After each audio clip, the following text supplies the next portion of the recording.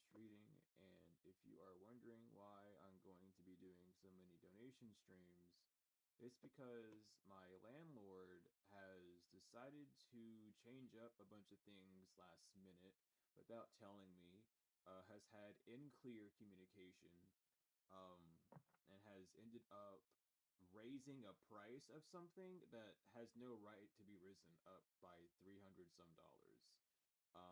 Completely forgetting about any verbal contract that we had written in state. So I need help with getting all that situated. And unfortunately, uh, that's just how it has to be for now because apparently someone needs to be money hungry. It would have not been this way if their intentions were pure. But unfortunately, whenever people try to help, their intentions will grow sour for money. It's a very unfortunate thing. Um, but we are here, and we will jump into the normal reading first, and then if you need um, any sort of personal read, we will get to that in between. So let me write this out. All right, hold on.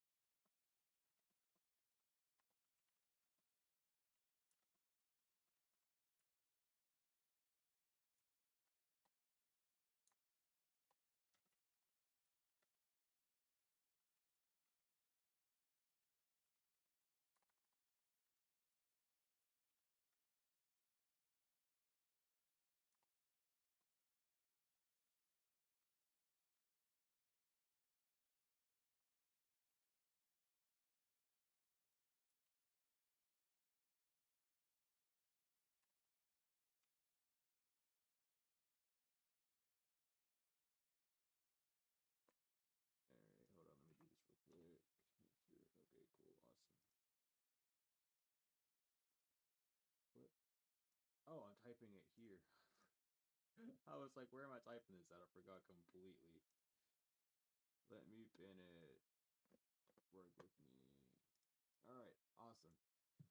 Without further ado, let's jump right into this. Actually, let me get this one up.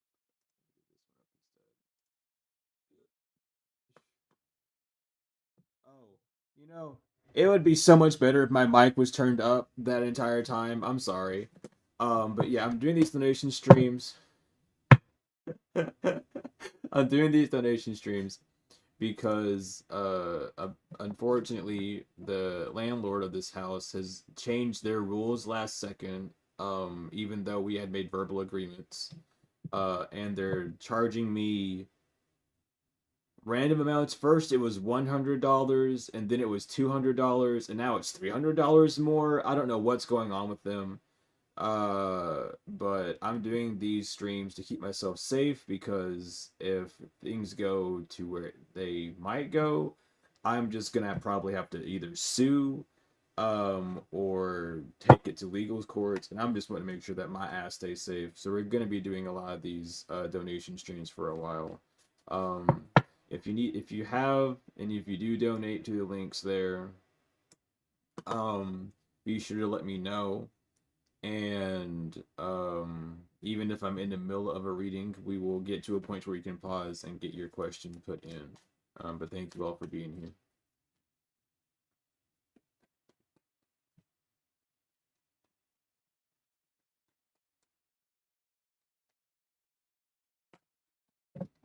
So someone's holding the poker face right now. Someone's trying to act like they didn't end up losing a bet.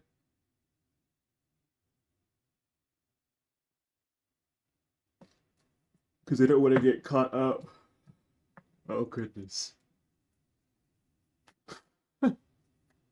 That yawn's a funny confirmation. But someone tried to make a bet thinking that they were skilled and talented to keep you from moving to a new chapter, but that setup failed. They can't attack you just because you're victorious. That's what they're being told. That is what they're being told. They can't repeat something in your life. They've been busted. So someone thought that they could drag you back to a past portal, and they cannot. That is not something that they are skilled or talented in to do. Someone's taking a second look because they got caught in the act and they were trying to hide the fact that they were embarrassed or gobsmacked. Are they really taking a look at this person, or someone's going to be really taking a look at someone and being like, so why are you even doing this? Someone got also caught up in their own lies, their own web of lies. They gave someone information, or they might have even given you information, and they tried to act like they don't know what you're talking about or what someone else is talking about. It's like, oh, I'm gonna go over there and I'm going to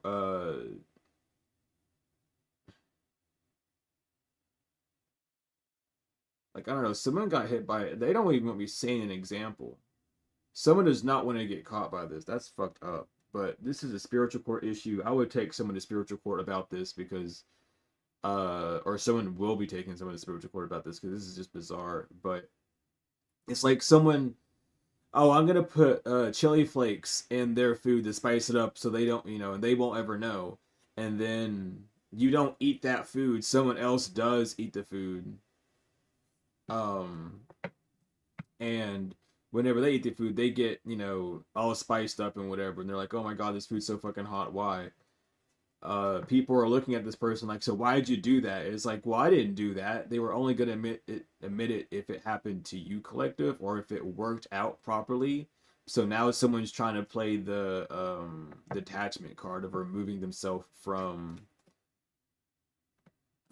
the dude. Someone's just trying to ignore what they've done. All point and blank, like I can't even get the words out. I'd have not struggled this way. Someone knows for a damn fact, like they are exposed, and they just do not want to be seen in like an exposed light. They're like, no, I'm not doing this. I'm not doing that. Why would I ever do that? That's not me.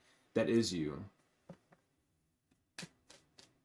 So that's what someone's seeing right now. That's what someone has to learn to experience right now is the fact that they've been caught like red-handed. Like someone could even be trying to delete messages or something at this time. Because someone could be looking for information, I'm telling you. But it's like, why would you lie about this? Or why would you go this way about something? Someone's trying to figure that out. They want to play like the, oh, I'd never do anything to you card to keep things hidden. But something's already been activated in the spiritual world. This could even be your ancestors and guides already taking someone to spiritual court. Because it's like, now why the fuck would you lie to my child like that? Why the fuck would you lie to my baby like that? When you said one thing, why are you going around doing another? This new plan's not going to work. Pay attention to your dreams about why someone's not going to wake up to this. This could be daydreams. This could be physical dreams. Well, mental dreams, I should say. Pay attention, though. Because someone does not want you to know the next steps of what to do or to find out what's going on. This person's is feeling very disrespected because something died on arrival. They don't want to come to terms with something, so they're in their feelings. They're asking questions and divination of how not to repeat something, but they've been busted. Or how to... This could have happened to someone before.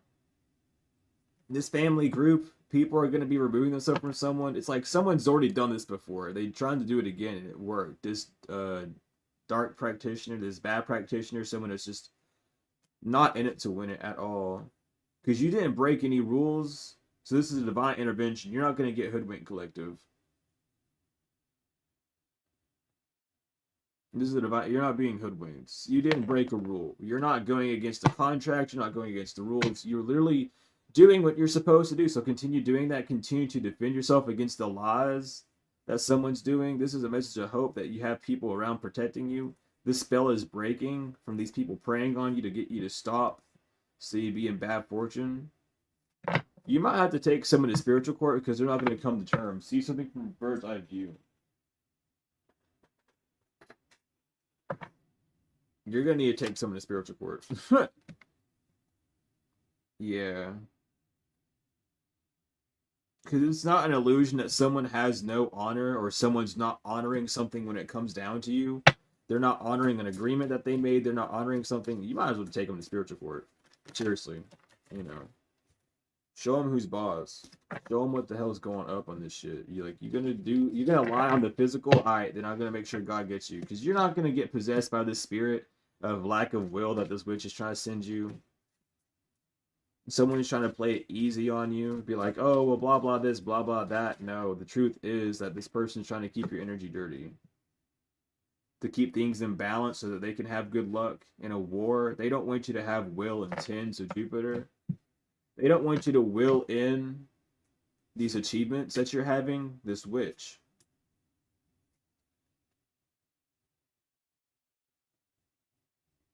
Someone is not moving in a very forgiving way. And that's why all this is happening. Someone wants to hold you accountable for something that you never really did. Creation and air inverted. Yeah, they're trying to create something by way of your mouth, by making it look like you're the problem. Sleep magic again. So be careful about your dreams. Watch out for your dreams. Someone could be bad-mouthing you in a dream state, or they could be astral traveling to you and bad-mouthing you in your aura all the time. Be careful of that. They don't want you to focus. Horseman 4 is here for death. And it pops out again. Horseman 4, death. Is bringing a new beginning, because you're not in lust. Like, you're not lustful over things. You don't have, like, poor habits. Or you're not drawn to... You're not drawn to, God dang, I got the yawns. They don't want me saying shit. For real. You're not lustful of the past. Someone doesn't understand or know your light. They thought you were a succubus or incubus, a fire sign. That's why they can't cause you disturbances or anger in the crossroads. Banishment and warding. Banishment, inverting, and warding. This person's trying to banish you, but you're warding yourself, or you need to ward yourself so this person can't banish you. One of the two. One of the two. So be aware of that. Be very aware of that moving forward. Make sure that you're protecting your name, protecting yourself from this person so that they can't cause these dilemmas. Now, what is going on here? Isn't that just strange? Why are more people on the portrait than my normal lob? What's going on with that? Okay. So let me post this in this chat because everyone's in here. And no one's in the main chat, which I find bizarre. Why is one chat just empty and the other one not? Not that it's an issue, I just noticed that and it's like, huh, okay. So love offer. Let's just fucking love offer. I feel annoyed at this card. I don't know if that's just a me thing or what. I mean, maybe, yeah, but I didn't think that many people scrolled on shorts. For real, that's crazy. Yeah, so someone's just trying to give you a false love offer so that you keep things under wrap. Like, they don't want their malicious ways exposed, but they realize messing with you is how it got. They got for real. Someone wants to come in like sweet talk you. Where'd my water go? Is that my water's back there? I ain't gonna get it. I'm fine right now. Someone's trying to like love bomb you so they get their manifestations to keep things hidden. It's like, oh, but I'll look so good if I'm helping you out. I'll look like this if I'm doing this for you. Someone's just trying to keep their looks up. Sweetheart, house, starseed inverted, commitment inverted. Again, someone is not withholding a commitment within a house. They trying to act like a sweetheart, but they really not for real. because they losing money. Someone's losing money. Someone.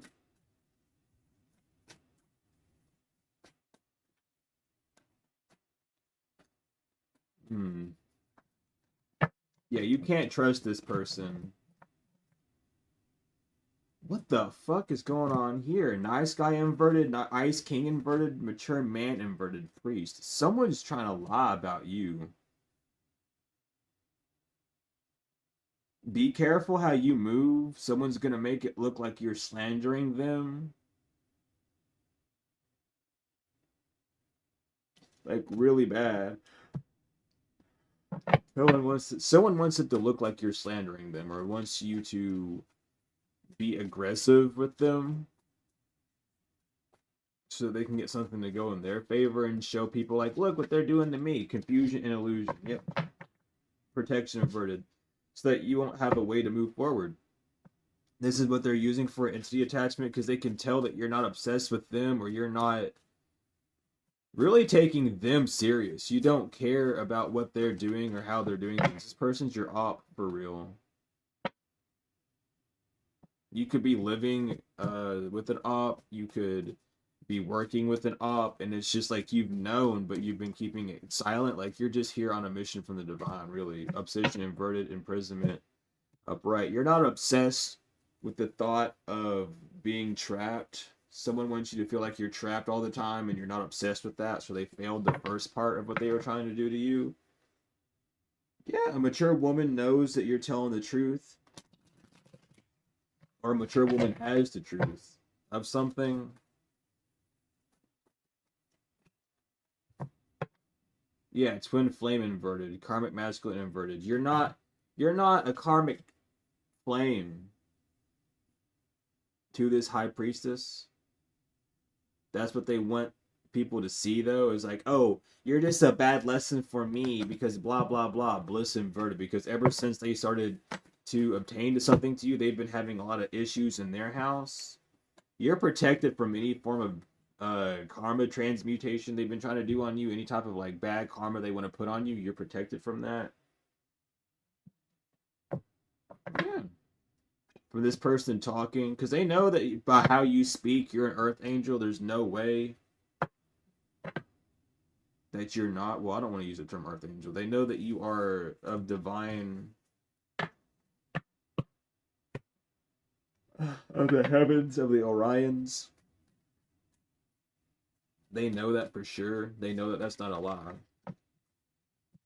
Rising star inverted and achievements inverted. Yeah.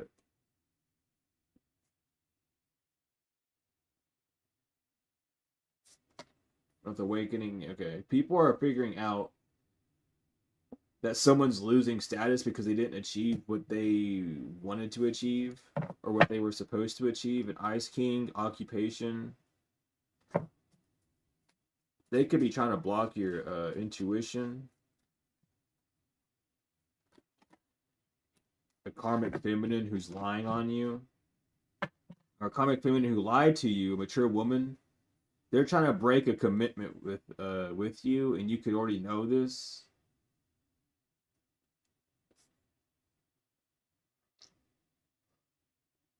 Like someone's only doing something for money. They thought that you would be a good money farm, or their intentions were to make money off of you or make money with the curation of you. If that's what I can say. Soulmate, bondage, and ancestors inverted. Yeah. This person's trying to like force you to be their soulmate. Like that's what they want. They want to force you to be their soulmate. Cause they jealous and envious of you. And they feel abandoned of a position that they were given, a boss, flying monkey.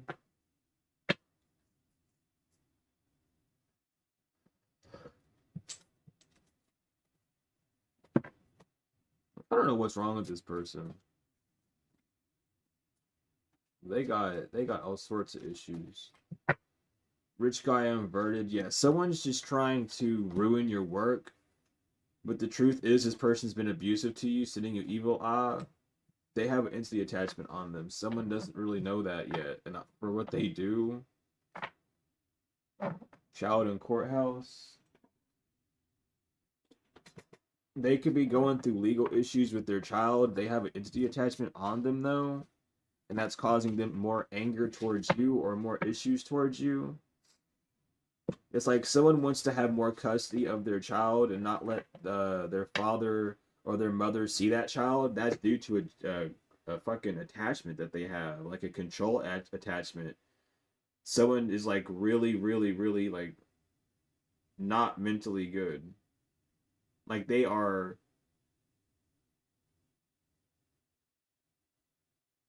dude. I don't know. Someone has like immense hate for inanimate object, for like an inanimate object, and they've held on to that grudge forever, and that grudge has like led them to just be very hateful and spiteful no matter where they go or what they do. It's like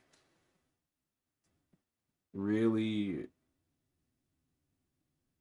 really weird. We have effort inverted. Someone's effort's not going to work because you've been light, or because people are enlightened. They've been enlightened about your resources. People is being enlightened that this person's using your resources for codependent reasons to make you feel like you're not good enough.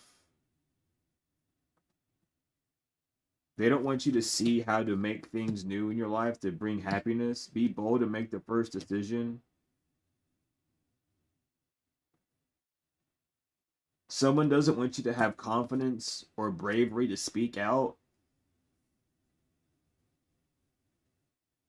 about what you need for a new beginning or what you need in this new beginning. Someone's just like, if you don't, I don't want you telling anyone anything. I want you to sit here and rot.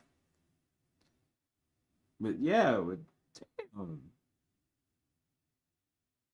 They don't want you because they know that you're gonna move forward when you show the world the real you. When you start moving forward in the way that you do, because of how wise you are. Someone's upset.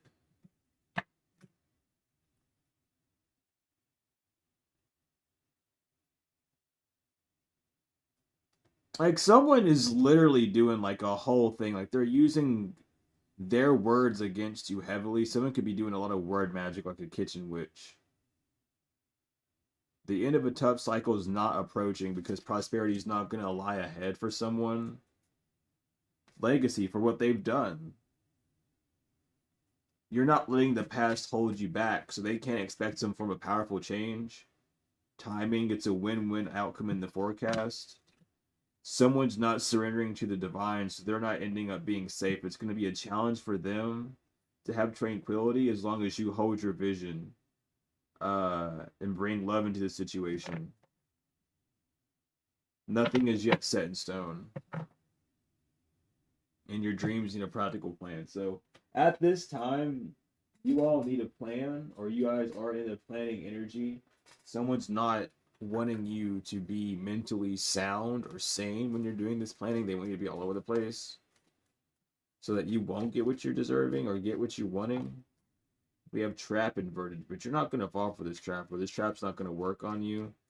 Someone could also just be sending people to you to like wear and tear your energy, like send a bunch of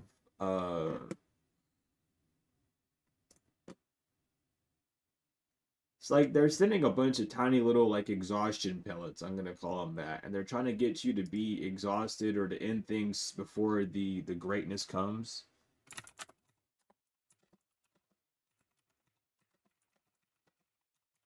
Sorry about that. I gotta do something real quick.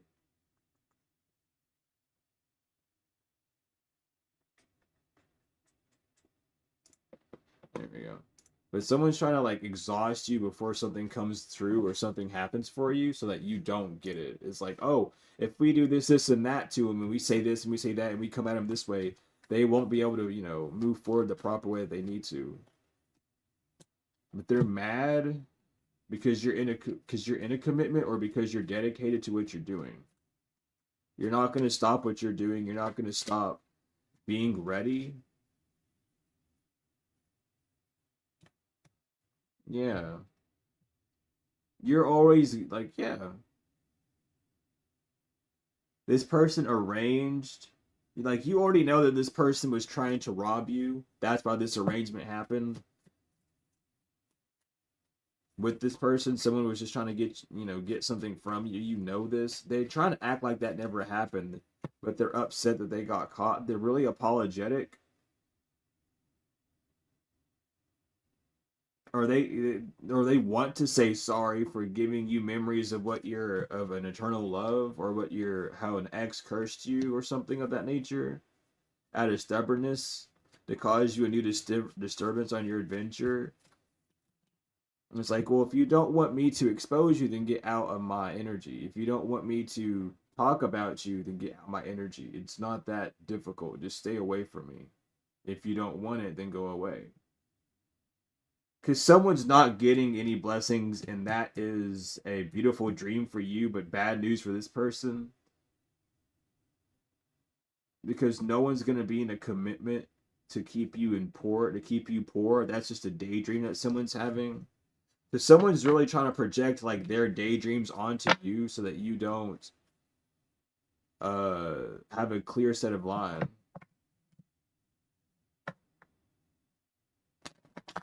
They don't want you seeing things correctly this time. They want you seeing things from a distorted point of view. Yeah. It's not an accident that someone's trying to trap you. Someone wants it to seem like, oh, well, I didn't know or I forgot. They didn't. They're just playing they're trying to play a mind game with you, but it's not working. Someone's like really retarded. I was gonna say stupid, but I guess they're retarded. I just wanted to come out. The schedule to protest you is off, or these people that were helping this person, they're no longer going to be helping them. It's like, why would you do that? Because you kept your promise. That's why you have an inner peace. Yeah. Someone's just being very vain, trying to cause conflict and hiding it. Like, you kept your promise. I don't know what the whole deal is. Like, you're doing what you said you'd do. Is this person sick? Because you're gonna have luck in something due to how it was built up. You're not overindulgent or bound to an alliance. You're gonna win. So keep your prayers up. This is a justice moment that's happening. Oh my god. For you?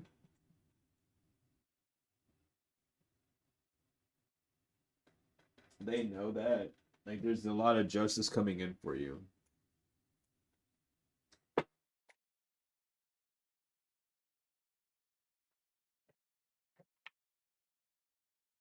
Yeah, because someone thought they'd have. Someone tried to make like a poppy doll to give them luck or protection from this, and that did not work. They don't have protection from it at all. Like, someone needs to really get a grip. I don't know. It's like someone is really stupid. It's like, oh, I'll help you. I'll help you. Are you hungry? I'll give you food, and they give you like expired food, like year-old expired food, and you look at them like, you know this is expired, right? And then they want to go, oh, so you're just ungrateful because I'm trying my best to help you. Oh my god, you went all over there.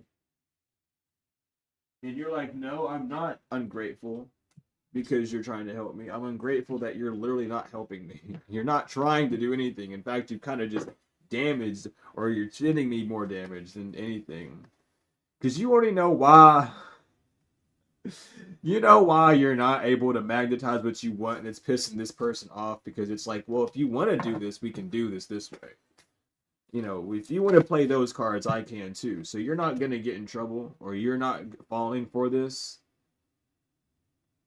You're not upset that someone wants you to to be in your emotions so they can have access to your solar plexus, but that's not working.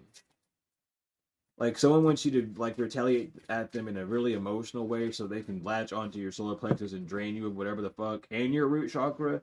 No, this person's solar plexus and root chakra is fucked up. Someone's pissed off. Like, they are dead in the head at this point. Someone is just unstable, very confused.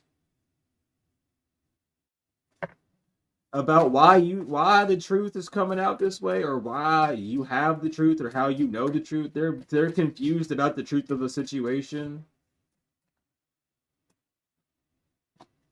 Yeah, because they're the devil.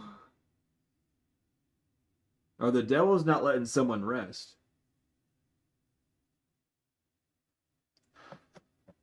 They're listening to their lower self in better terms. Their lower self is planning their moves for them. Their ego is. They need to kill their ego for real. That's why this mood magic's not working to cause you conflict, because they're doing it out of ego. Or someone wants to be like, well, if they're not going to do this, that, and the other, then blah, blah, blah, I'm going to do this. Yeah, this person's trying to cheat their way out of something or cheat their way into something using candle magic. And that's just a big joke. Like, it's not being taken serious. People know this. Like, oh, you're just trying to do this and that and the other with candles, aren't you? And they're like, no, why would I ever? It's like, well, because you do. That's literally what you do. Like, you're literally that type of person. Someone's about to rack up bad karma for what they're doing because they keep trying to play like blind.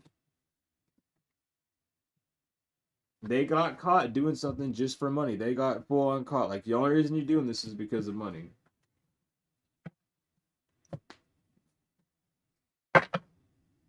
Yeah, they didn't know. What the fuck? They were trying to keep this hidden so that things could be in balance, but now they're chained to it. The portal's been closed.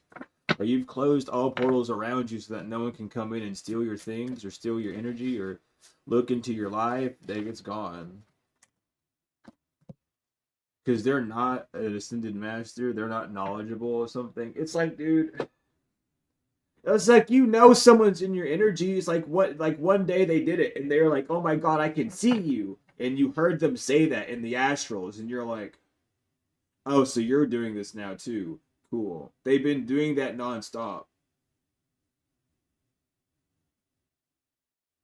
But they've been like learning how to keep their mouths shut because they talk too fucking much.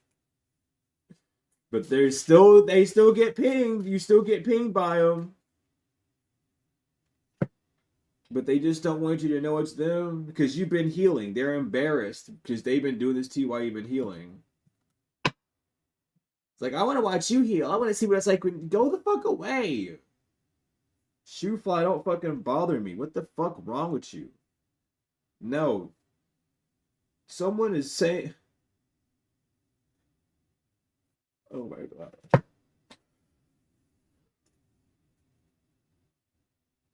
There's endings happening for this person who's doing candle magic over opinions. If this person goes on and go, I'm going to do this because I think this is happening. No, you're wrong. Someone might, like, I don't know, that's the truth. There's evidence. Someone could be doing like, oh, I need to burn a candle to calm you down because you're doing this, that, and the other. It's going to backfire and fuck this person's life up because you're perfectly calm. You're in the right. Like, that's why you don't have the anger or the temperament that this person has. Like, at all.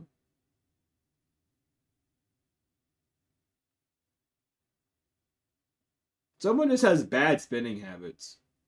That's all. Spending time, spending money, I guess, because it's there. Spending time, money, energy, they bad at it. Everything is just awful with it.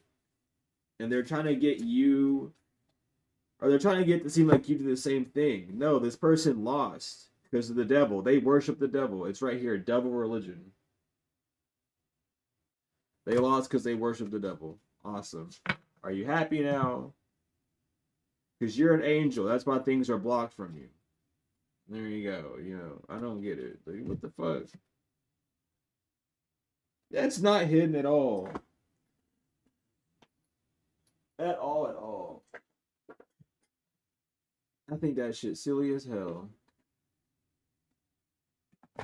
That shit silly as fuck, for real. Shit funny as fuck.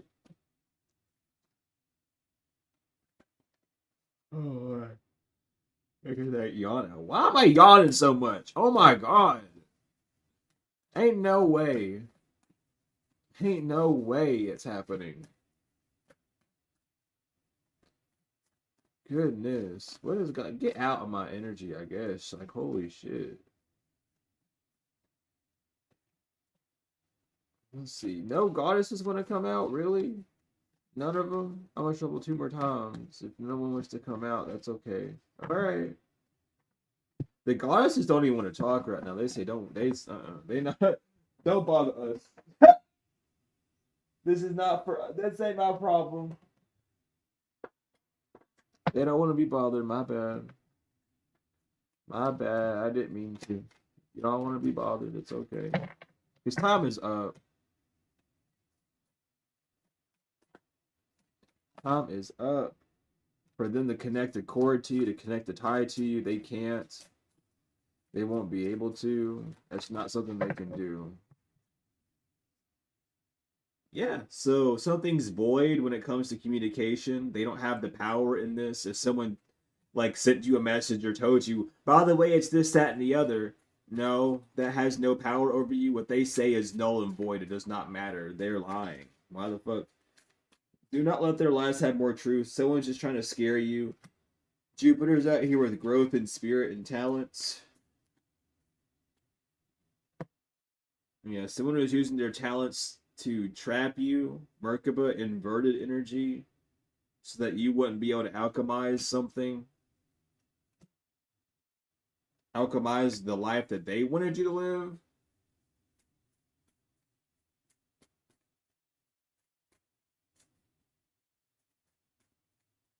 I don't get it, dude. Someone like, and it's not even like, what the hell? Because they're in their south node. You have the signs that someone's in their south node.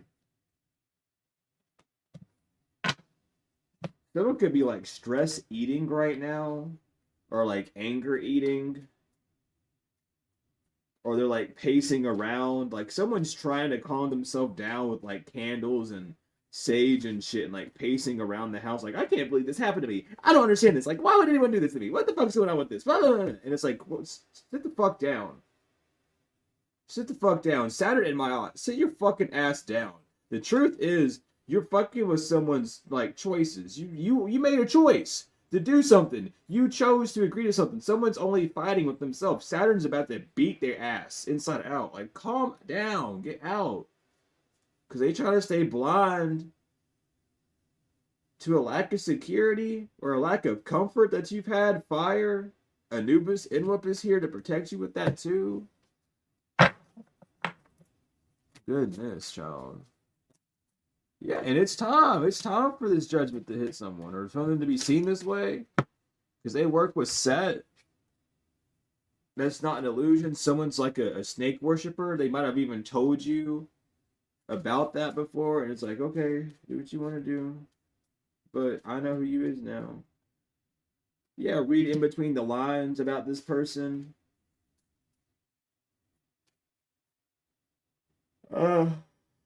Someone could be related to the Gorgons as well. Someone could be heavily related to the Gorgons.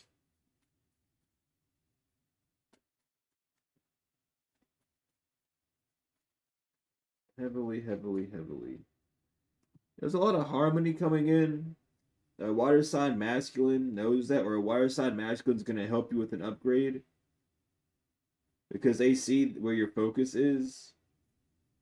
And they're pissed off they're pissed off because someone got caught even though they were warned not to do something to you, to repeat this cycle. They wanted to do it in a blind side. It's like, nah, I see what you're doing, and I'm not letting that go through.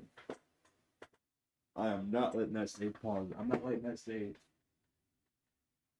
Never.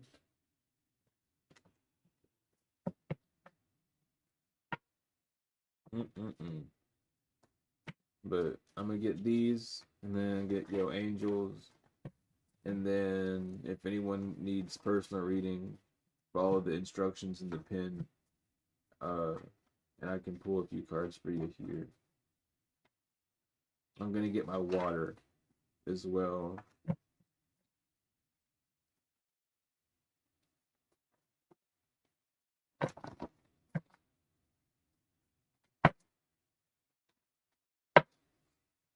Let's see here, damn.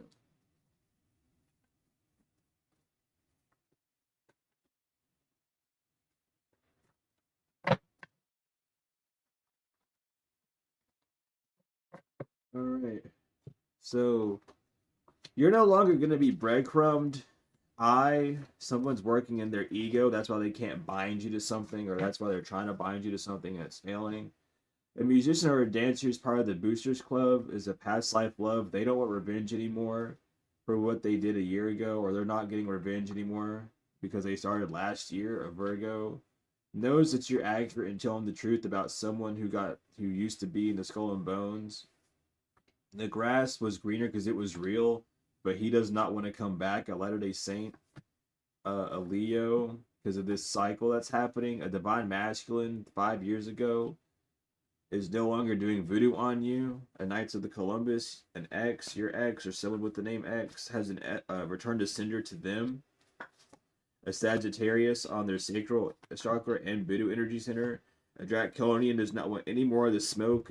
A mother knows that their money's going down. A Kurian reptilian for what they did 10 years ago. S, Y, and throat chakra. They might have said some dog shit about you, about what you did 10 years ago, about who, or they were 10 years ago for them. They might have said some awful shit. They lick, the divine getting they look back now on them. It's been 10 years and they said, all right, it's time. Karma said, it's time. It's been 10 years.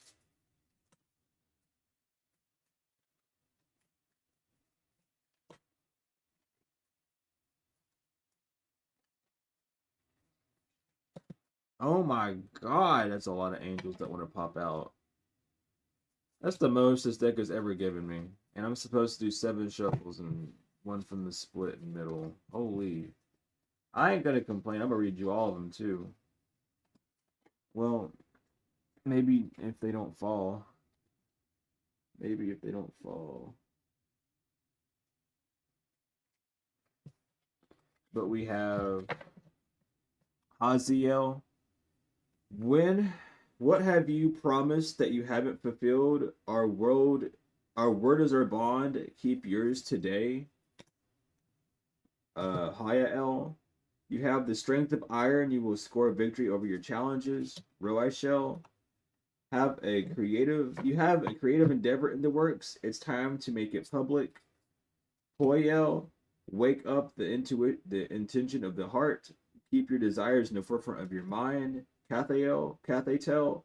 Let purposeful action guide you. What are you looking for and what do you want to accomplish?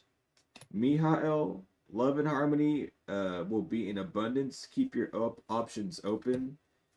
Akaya. Keep your head down and try to be both serene and busy. Allow your eyes to be open. Mankael. Contain your anger today and don't get worked up. It's not a big deal anyway. Nitha'aya. Pay attention to signs and symbols you see. They offer new wisdom. Breahel. Devote some time to your children, parents, or grandparents. Share the energy of familial love. And Izalel, is there someone you've been quarreling with? It's time to let go and move on.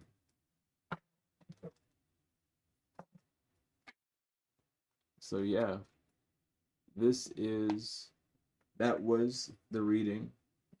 If you all need a personal or a few cards, be sure just to donate any amount to the donation methods on the screen, and I will get to you then. I'll get to you. I'm going to be doing multitask stuff for a second, though, as well. Do not worry about that. I will definitely see the donations and things.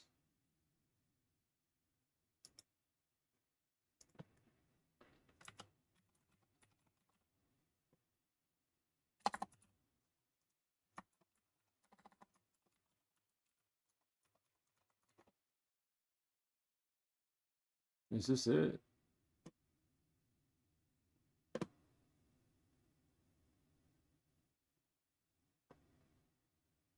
What?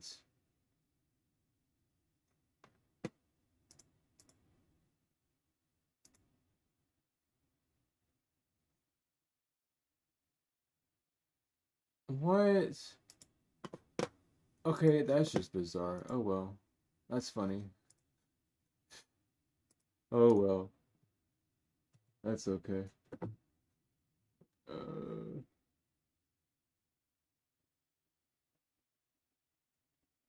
There's that. Let me do.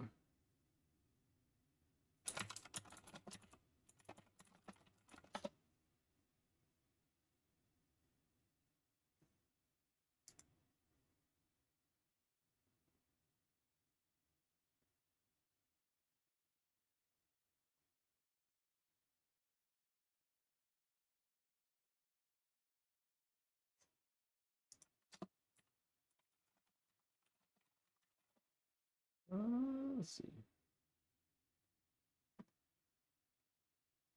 Cool. Awesome. Anyway. Anywho.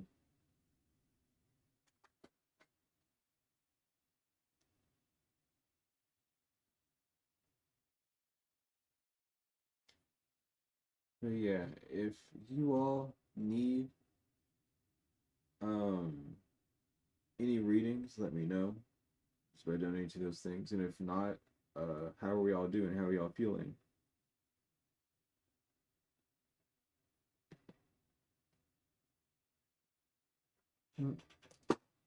Would be that. So let me scoot up first.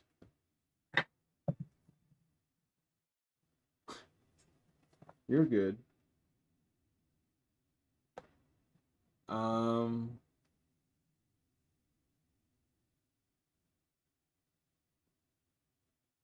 you too, Oracle of God. You too.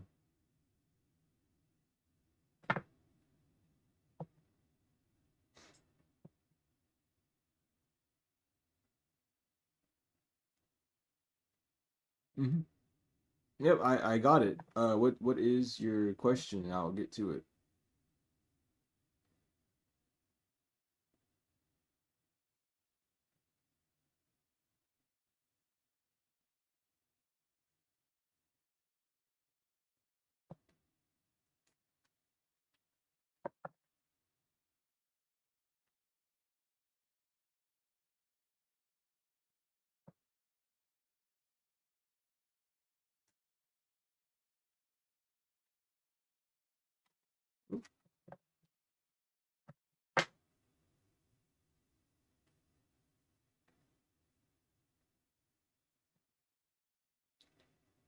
Oh, okay. Well, thank you anyway. I appreciate it.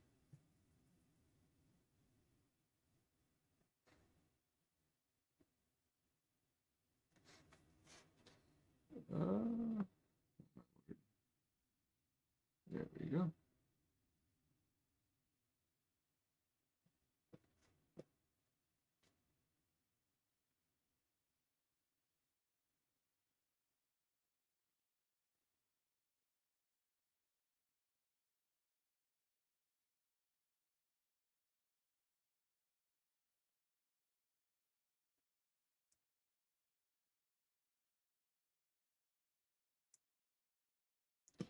But hopefully everyone is having a good day and night, afternoon, evening, whatever it is where you're at.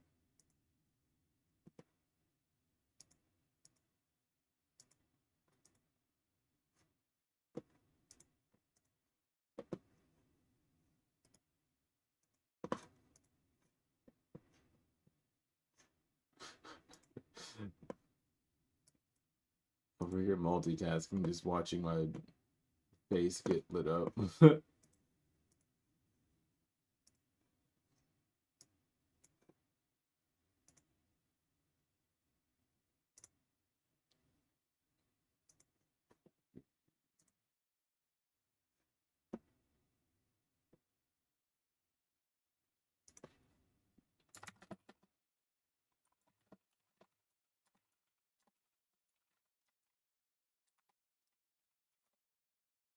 Let's see here.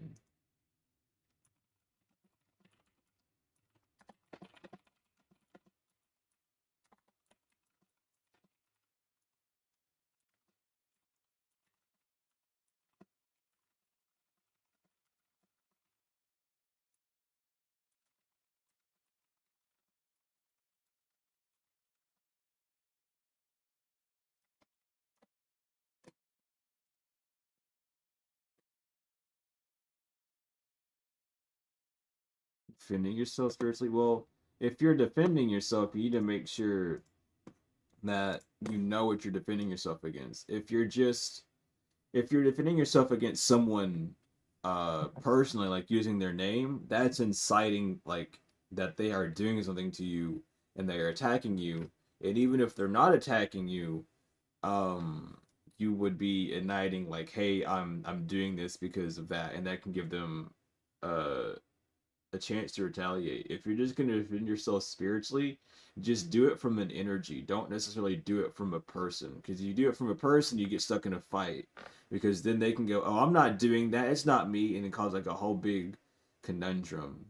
But if you're doing it just against energies or chords or however, that's a totally different aspect.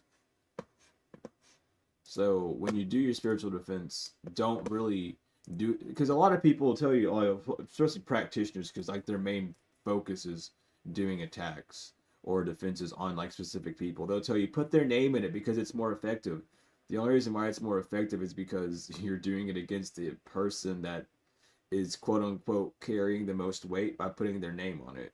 So just do it against the energy. Like if someone's sending you negative energy, instead of writing out their name, just cleanse your energy of anyone that would be sending negative energy your way, and use the word would or is, either one of those two, so that it covers all time and it's not just targeting someone.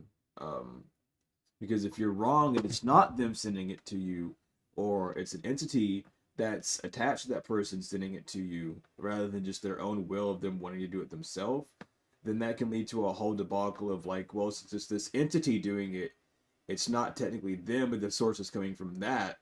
And then you'd be attacking a person who would just be possessed by entity, not knowing any better or not knowing that they are. And that puts you in like a whole thing. The demons know how to use the courts just as well as the angels do. So if you're gonna, add someone's name, make sure that like they are. Um, and if you don't really need to protect people for their highest good, just protect yourself. If you protect someone for their highest good and their highest good is not to get caught, then you're preventing things to get caught. Just protect yourself. There's not a need to put for your highest good. That's like a modern day bullshit thing to keep everything like a blanket, like under a blanket, really. I'm gonna go get my water.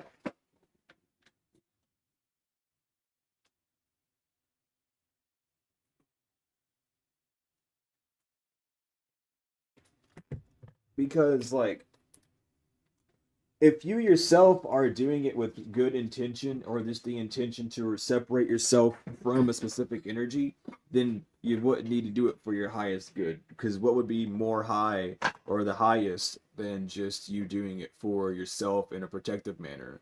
What if someone's highest good, whether entity wise or personal wise, is to see you on that downfall? Then you're just you put yourself in a situation where you're defending someone, because your words are going to hold that power. So just defend yourself. There's not a need to add anything extra to it.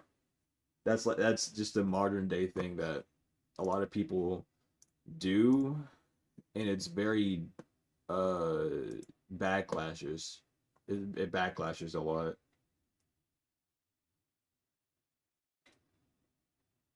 So beware of that.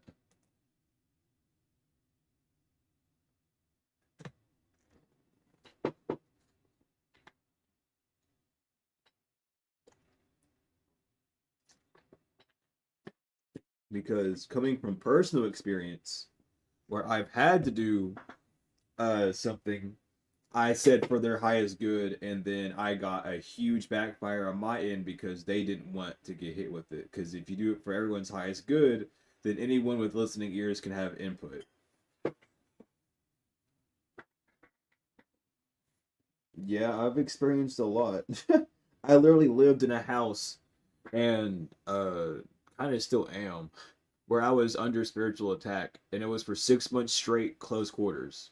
Every day they would do it. Every night they would do it. I didn't have a break, so I know a lot about how this stuff works. It's not just like someone bullshitting. I've been under this attack. I know what it's like, and I've learned how to defend myself. And I learned the hard way of the power of intention behind these things, because a lot of people think like, oh, you can't do that to someone because it's bad, but if it's for your protection and it keeps them away from harming you, it's not for your bad. It might be for theirs because that's how they would take it, that would be their reaction, but as long as you know deep inside that you're doing it for protection of yourself, which is the highest amount, is self-love to do that, and you're not, attacking anyone, you're just defending yourself, it's different. And some attack work or some offensive workings can actually be seen as defensive workings, depending on what you're doing and how you're doing it.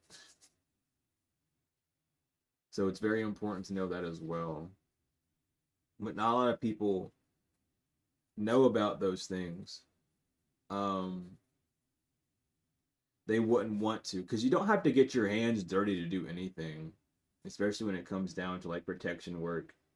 A lot of people think that protection work involves attacking, but not really. And a lot of attacking work is really just defensive work, depending on how you do it.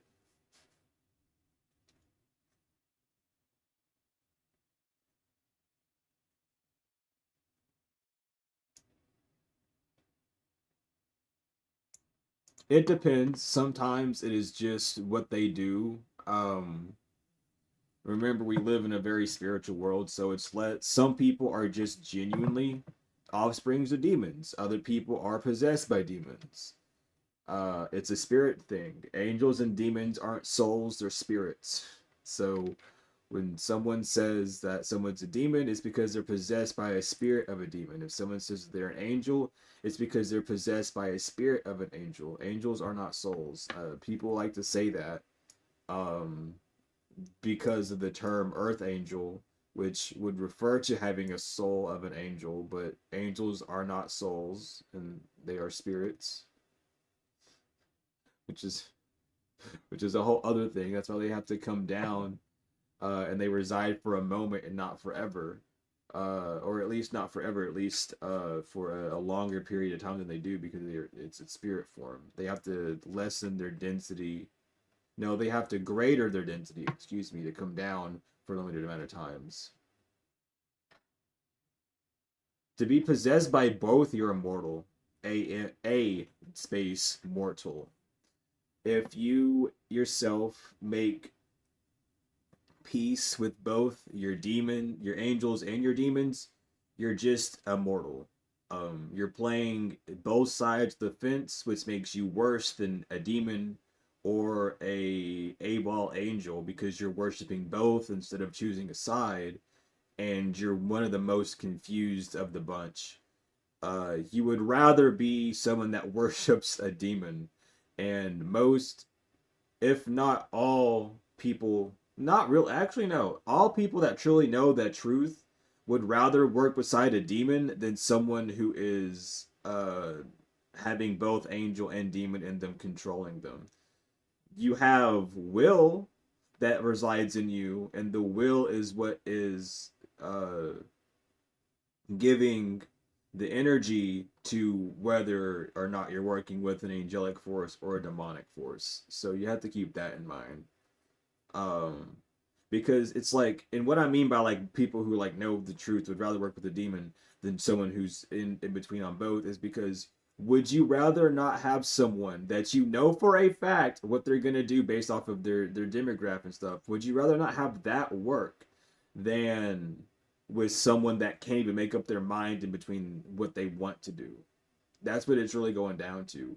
I would rather work with a demon that I know, how they roll, what demon they worship, blah blah blah, than someone who is stuck in the middle, bouncing back and forth between an angel and a demon. Because now I don't know what force they're working with. I don't know how to maneuver on my end, so it'd be safer for me to go by myself, and that also could trigger a whole thing.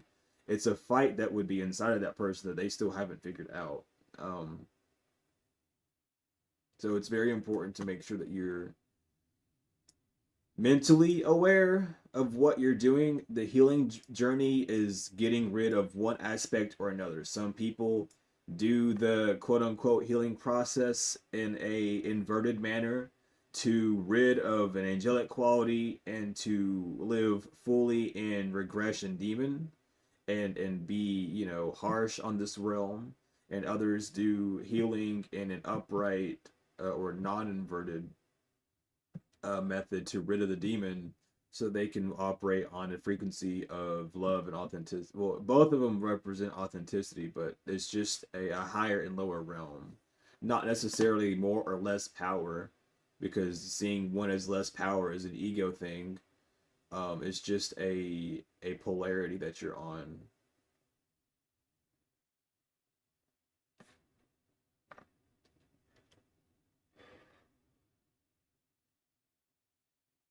But that's the importance of that.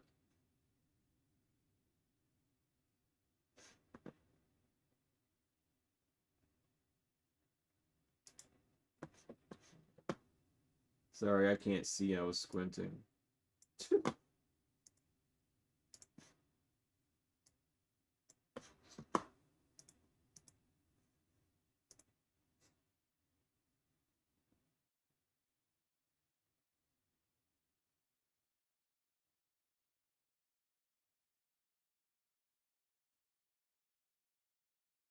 It's actually not.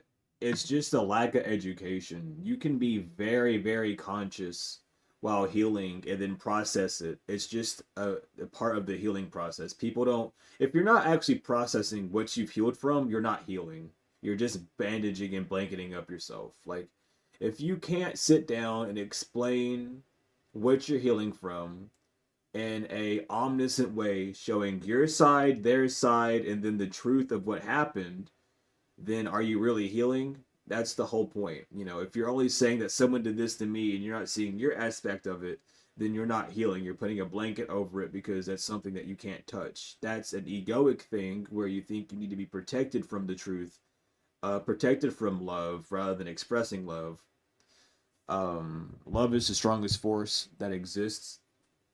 It is it's the strongest bonding force, I'll say, that exists. Authenticity is the strongest force that exists, because when you are fully authentic or in your full power, it doesn't matter what polarity you land on, you're being true to self, and that overrides anything. But if you're not being authentic with yourself by seeing what you did as well as what someone else did, and seeing what you could have done differently as well as what someone else could have done differently, then you're not being authentic. You're only putting it on one side.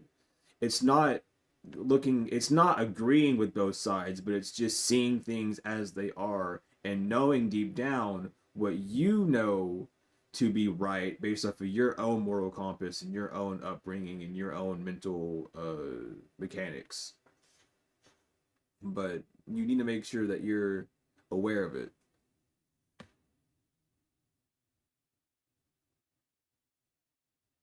Well, love is not lust. Love is love and lust is lust. So if you think love is lust, then you're dealing with lust. If you think that lust is love, then you're dealing with love.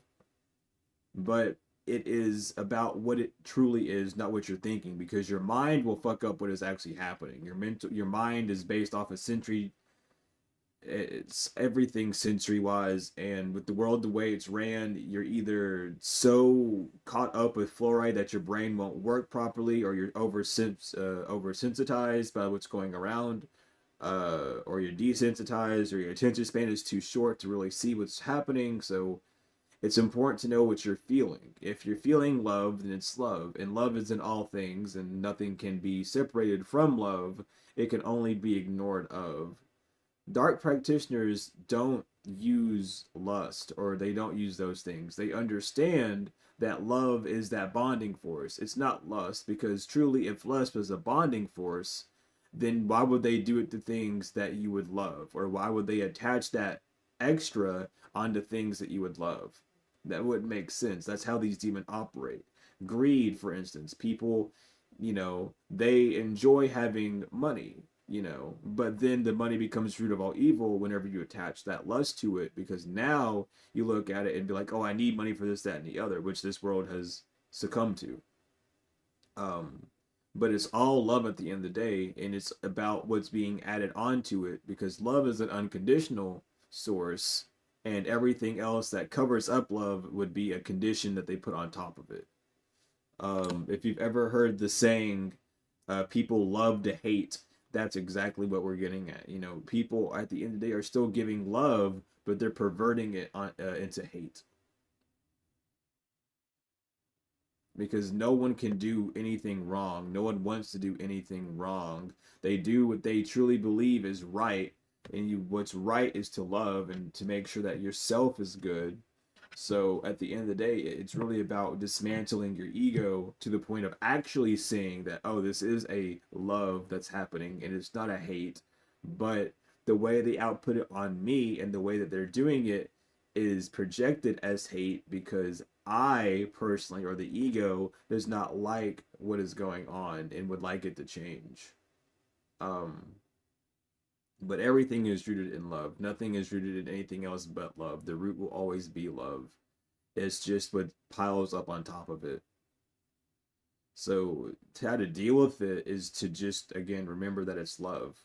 Your love will overcome anything in this world, and that's the whole point. But it's about how much do you love, what you're doing. Are you willing to submit to the things that are going on? Are you willing to stand up when they call us to stand up? But that's all a process of healing that a lot of people don't even get to. And then when they get to the point of understanding that everything's love, they either slow down or give up, because after that, then they have to look at everything around them.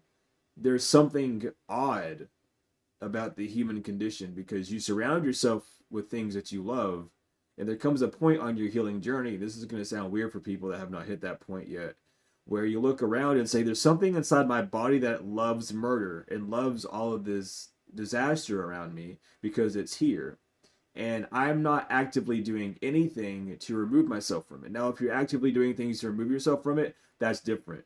Like if you're working up to live off grid and separating yourself completely from it, that's a different story. But for those that sit in that energy, it's because there's something that you love about where this is. There's something that inside of you brings you enough compassion within yourself to enjoy where you're at, yet also be content with complaining about it, because that's something that the soul or the spirit really would love to do at that time.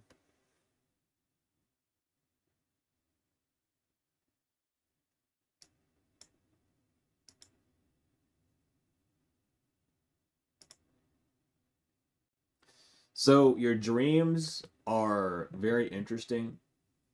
A lot of people won't talk about dreams this way because they don't have the actual ancient knowledge to know what dreams are.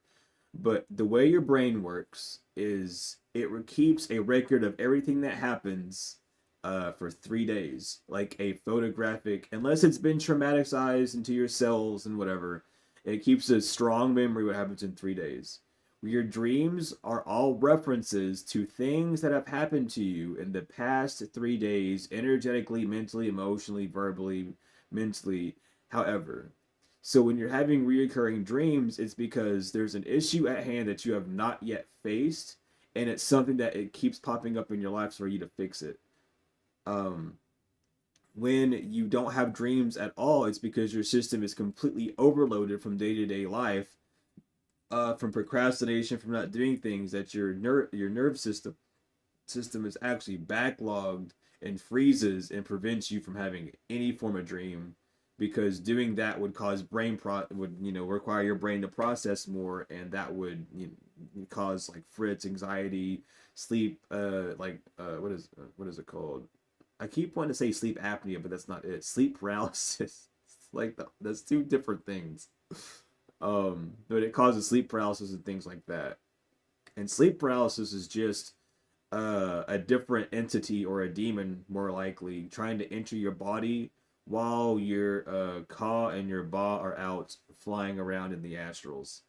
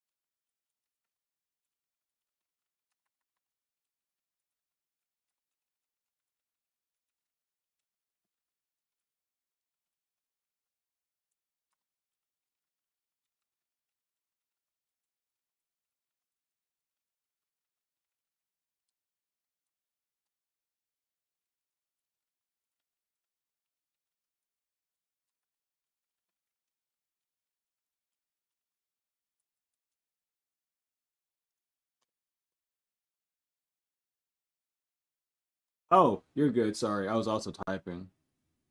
How do you stop people from coming into your dreams in the spirit? Uh, well, you work through those issues. I'll hit back on what Atomic said after answer yours, because I seen your question. But you just work on those issues. If someone's popping up in your dream and they are giving you an action, like let's say they pop up in your dream and all your hair starts falling out. That's about losing your power. So you're giving someone your power. If you have a dream about someone and you punch them, that's you taking that dominance back. It sounds weird, but like that's you getting your power back. It's you standing up. It's you using force against them or you needing to use force against them to remove them. And that force would just be to heal from whatever that person has done to you or what they remind you of.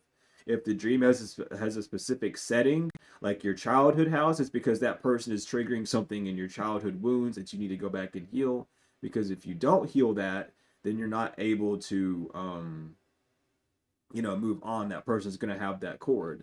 These dark practitioners use the astral scan your auric field to see like, oh, this triggers them from there, and if I can attach my cord here, I'll bother them in the dream realm. And then if they don't heal from that, it's like a whole gamble. It's the whole debate that the Shaitan and God had in the story of Job or in the parable of Job, where the devil was like, "Oh, I bet I could get them to go this way," and God was like, "Okay, bet." It's that same thing. If you don't heal from that and mend it, then that devil's gonna keep going back, and that's how they get attached to those things.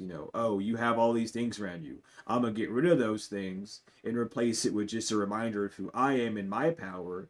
And it's about taking that power back. And the dreams are just to show you visually and emotionally, on a deeper sense, on a soul level or a spirit level, how that actually bothers you and where it roots from. Because a lot of people can't do that deep diving in meditation or in the waking hour because they haven't hit that level yet. So your dreams act as like a portal so you can see that deeper aspect of it and do the tiny steps on the physical.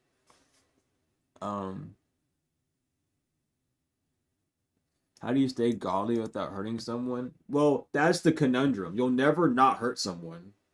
It's not your fault that someone else gets hurt. That's what you got to stand on. If someone's like poking you on the arm and they enjoy, they are having a time, they're laughing and giggling, poking you, and you go, stop, that's bothering me, quit that. Oh, I'm sorry, I didn't mean to, and they get upset. That's not your problem. They have to work on that themselves. That's the whole aspect of healing. You have to stand up strong enough on your aspect to um not fall ill or fall down to their will of their reaction and stay strong to yours. If it bothered you, it bothered you. That's cool. Don't act out rashly, um but allow yourself to be like, "Oh, they didn't think that this would bother me. I don't need to coddle that person for it, but this person also needs to learn that that does bother me." And it could just be that they're bothered or in that state is because they've done this to multiple people, and their brain on a subconscious level is like, you did that to so and so didn't say that they got bothered, but they probably were bothered. And it's a whole program that runs in their head that you just kind of see the emotions of externally. So it's like you're not hurting someone by doing things that you need to do, but you can't help how they digest and handle things.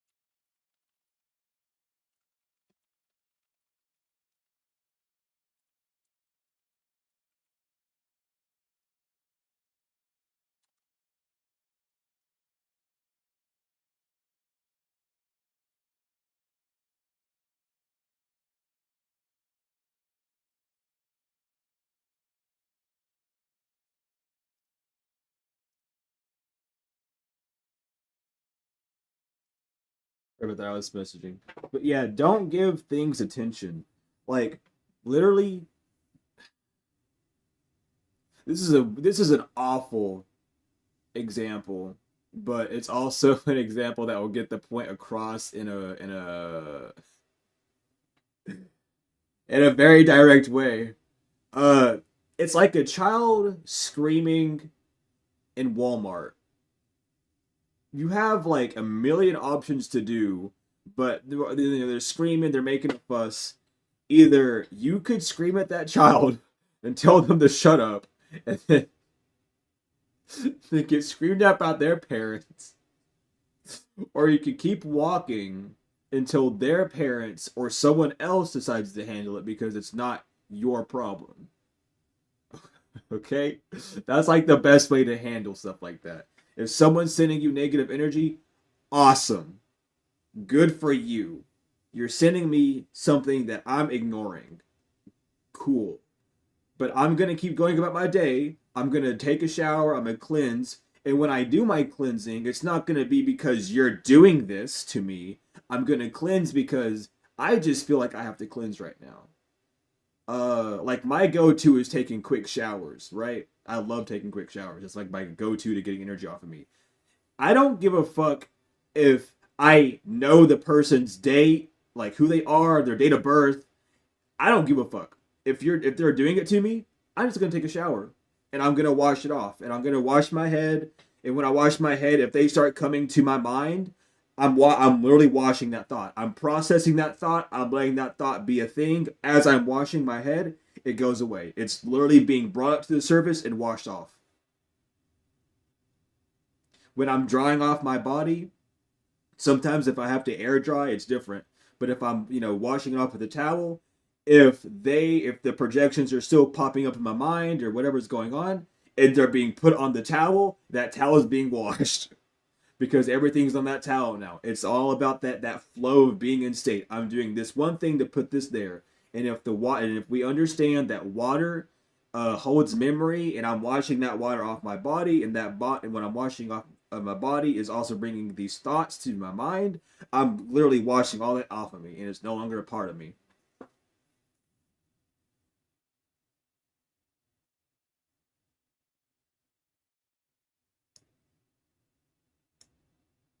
Well, being good and bad is doing nothing in a sense because it would be bad for you to do nothing but good for them to do nothing, so you would be an evil for yourself but a good for the people who are trying to do that. um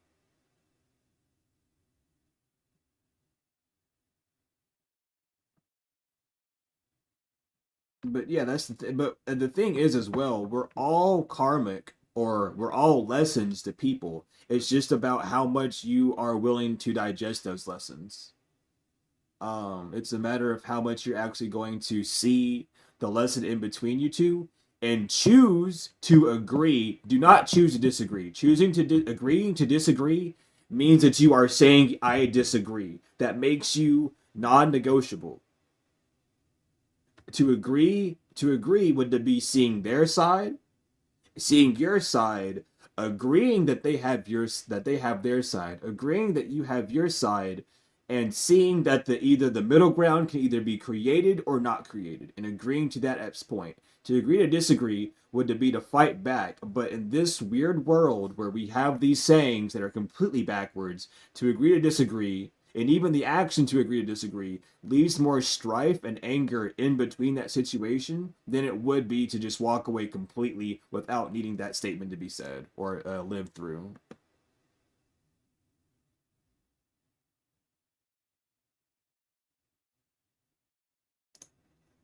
But just know that like the lesson that you're teaching someone, you're also teaching yourself. So the person on the other side can only learn their lesson as much as you learn yours. It's not about seeing your actions as right or wrong, but seeing them as this was my option, my best option in the state of existence that I was in at this time. And as time goes on, you might see a better option, or you might see that the option that you chose was truly the best option and that there really wasn't any higher option. And then later on, it may come across to you that, oh, there was a better option instead of just believing that it was. Because again, it's all about time. There's some times where you do something for so long and it's like, oh, this has to be it, right? This has to be the only way to doing something. And then randomly you find out, oh no, this isn't right at all. Like, it's crazy, dude. Like, I've just as older people can teach you things through their wisdom, the younger generation can teach the older new things because of their lack of experience with obstacles. It is possible to not become the people you hang around. You just have to have the willpower to not do so. And that can be very difficult, or it can be very easy depending on who you are, and how grounded you are in yourself. If you're not very grounded in yourself and you're very lucid, then it's important to make sure that you are staying away from people that would draw you into more of a lucid place. Like if you're very grounded in self and you don't care about disappointing people due to what they expect out of you versus what you are able to give to them, then you won't really have to worry about being changed by people. Now, the environment that you're in holds more control over you than the people that you're in because that environment together changes all of you all coherently. So that's something else that you have to watch out for as well. Like make sure that you're not overstepping your own self, uh or anyone else due to the environment that you're in. Like if you're in a stressful situation, uh and the people around you are stressful, are you able to keep your own cool, or do you follow lead of the situation and the people in the situation and be stressed out as well? That's like a whole thing that you got to like pay attention to and be aware of. Because if you're not, then you end up getting souped into that tsunami, and then all of a sudden things go right or left. Um,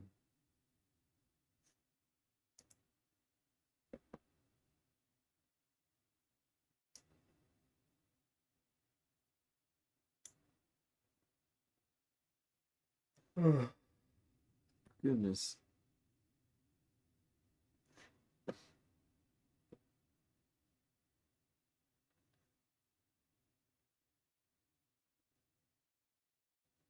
It's just super important to know, like, know when.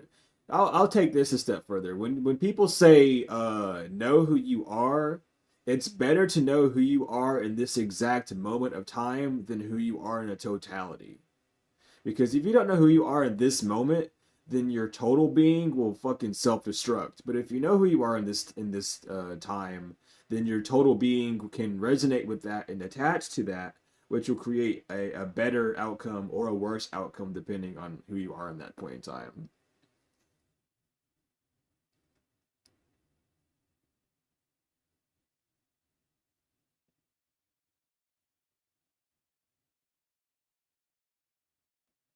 Well, that right there is a very uh that's something that the human mind needs to work on. That's the ego. You're not going to get in trouble for being who you are. You've just attached your childhood wounds to trying to be who you are as a child that have grown with you as an adult or however old, adolescence, whatever. It's grown with you through the stages to make you believe that you'll be in trouble for being who you are rather than just being who you are and seeing that there will be no trouble from it. Again, it goes down to other people should not have control over what you desire to do with your life. And if they do, what's causing that pull and push between you and yourself and the external world and you? No one will ever be in trouble for being themselves. It's all about the rules and magistrations and legislations that go up against them that are there. Now, of course, me saying that is gonna bother people Because it's like, so you're saying it's not like murderers aren't wrong? Well, no, because murderers aren't necessarily murderers at birth. They're conceived at love, but somehow, some way during that process of being created and bounded by love, a spirit of perversion entered and fucked things up. So, though it's not who they truly are, it's who they've been morphed and grafted into. And that's something that we also have to look at because a lot of times, again, we're not who we are because of our environments. Do we truly know if we're being our true self or are we being a self that has been endangered? And it's important. It's more important to help yourself be yourself. Um, unless you're a menace to society, which I say that loosely because what is truly a menace to society uh depends on what you which society you focus on. In the totality of things, the truth speaker is the menace to society. Uh, but the murderers, and the Nelduers and the what we would call the evil ones are more of the awareness of the harm that society has created, rather than having a community where we all commune. We have a society where social norms are the leading factor of things.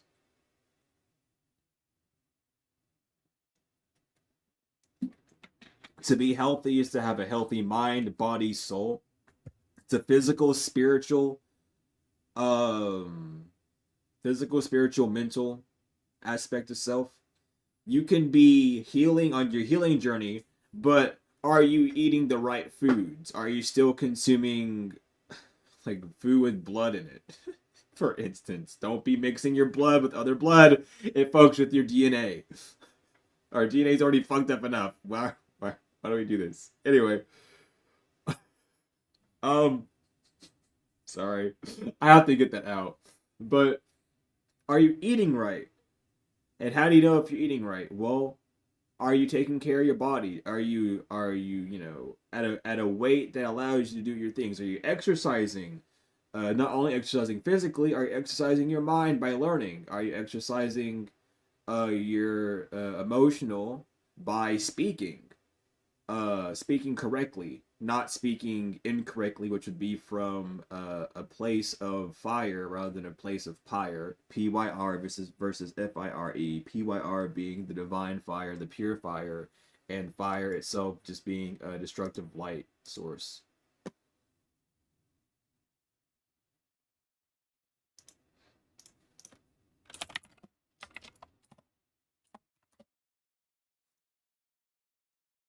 But well, I'm not gonna say it's bad, but everything you eat affects your DNA.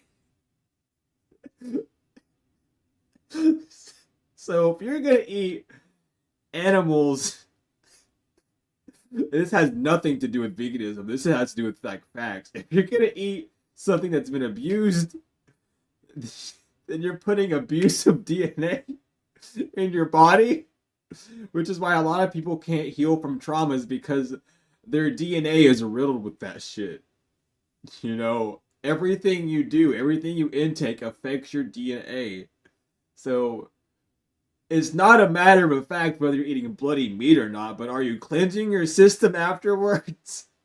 Like, you can eat meat. No one gives a fuck if you eat meat or not, right? That's a you thing. Are you detoxing? Are you cleansing your body still after the fact you doing this? That's all that matters. Because if you're not, then you're keeping all that gunk inside your body, and all that does is deteriorate and break you down. If you're cleansing yourself and exercising and doing the things that you need to do, like routine gut cleanses and stuff, then you're good. Doing parasitic cleansing and stuff, you're fine. But if you're not, then that's where it kind of leads onto the bad aspect because now you're just damaging your body without healing it back. But it's only bad if you deem it's bad. Society can't tell you shit. Society is based off a bunch of fake illusional norms that change every fucking 5 to 10 years, if not less than that at this rate. So that doesn't matter. If you are okay, then that's good. Some people, like the people on My 1,000 Pound Life, they fucking love that shit. They can have it. Then you see some people who are on that show like, I don't like this, and they switch up their life. That's all that matters. But it's all that matters to you. If you don't want it, you know what I mean? Don't. And that's the difficult part about talking real deep about the truth of things, because then when you start talking about aspects like that, then we start going into a realm that I'm not going to talk about right now, because it is, here's an excuse, it's 11:31 p.m. so I don't want to talk about it right now. How about that?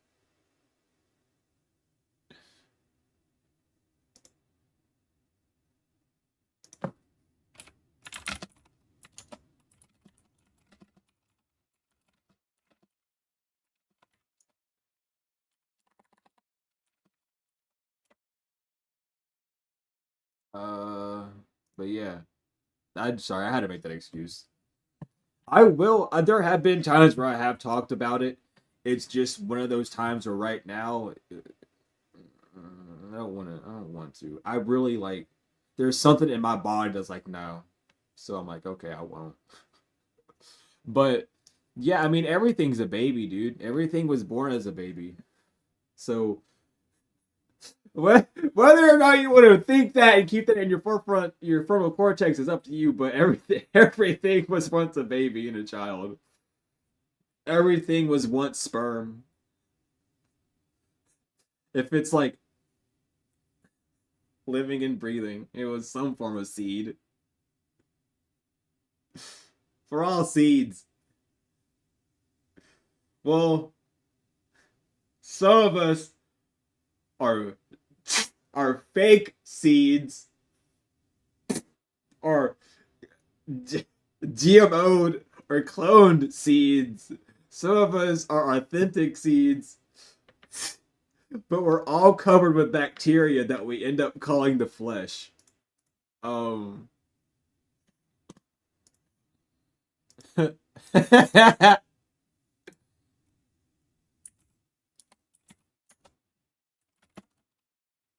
Why did I close this program and then open it back up preemptively? I mean, yeah, it sucks. You know, you shouldn't prevent yourself from feeling that's the sorrow, because it's just like that's a human experience. Feeling is part of the human experience. If you're not feeling something, then you're a robot. I'm gonna keep it real. You know, I gotta keep it real. If you're avoiding your feelings, you're just a robot.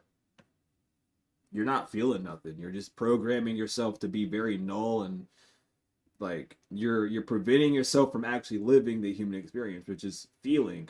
If we didn't have senses, then we wouldn't need to feel anything. So the fact that we have these feelings is purposeful. It's part of the experience. That's part of our healing journey, is to learn how to be more tempered with those feelings, rather than being agitated or suppressed by them, rather than suppressing them. I need to turn on the heat. I guess I'm cold because I can't stop shivering. That don't usually happen. I'll turn you up twice, actually, just because I can. Just because I can.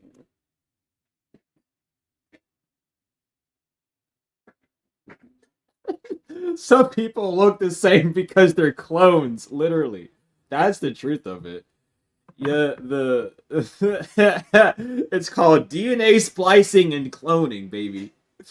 Some people were born in cabbage patches. Some people were born in fields of wheat and corn. Literally, the game Cabbage Patch Kids comes from, I think, a an experiment in the 70s. Well, this right? I think it was in the 70s. I'm not without hands up because I don't remember the time frame. Um, but everyone has 12 clones. I would say that off bat. Everyone has 12 clones, but Cabbage Patch Kids, I believe, if my memory is right, was an experiment done in the 70s where they were literally growing babies from the ground. That sounds really funny and fucked up, but I'm telling you, I know that experiment existed. I just don't remember the time frame. But art imitates life, and all that stuff is there. So, and the thing about clones is you have to find out if you're the original or not. Knowing if you're the original just means that you're uncopyable. So even though you have these clones, they can't do it like you, but they all do it the same way. Um, and clones don't even have to be made scientifically or grafted. They can literally be born by someone watching you and then being so obsessed with you that then their DNA begins to modify itself and shape themselves like you. It's really weird.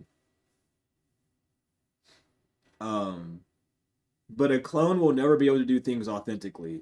If you like, you would know how to do one thing. Your clone would not be a carbon copy of you unless it had your true soul or your soul print, which not everyone has a soul.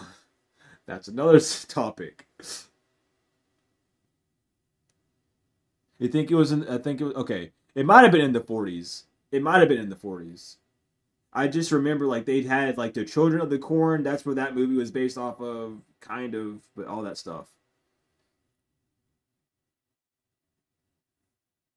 Yeah, because your clones will always mock you because they want to be seen as something greater or something more excelled than you, but they mock you to get the energetic response off of you so they can feed off of that response, that adrenochrome s response, the loosh farming, so that they can then act more like you.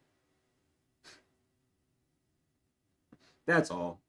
That's why it's important to know who you are and stay grounded in the present moment so that if you're around someone that's a clone or around someone that's trying to mimic you or be like a skinwalker s type uh, thing, like person, I guess. I can't remember the term, but if they try to act like a skinwalker basically and be you, it all comes from loose farming and getting you to react out in that specific way.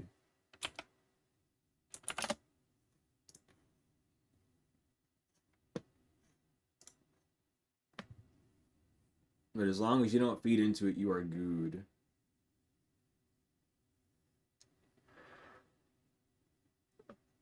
Or I mean, you could also just like do what most fucking celebrities do and let them take your blood and your hair and then they just make a clone of you that way.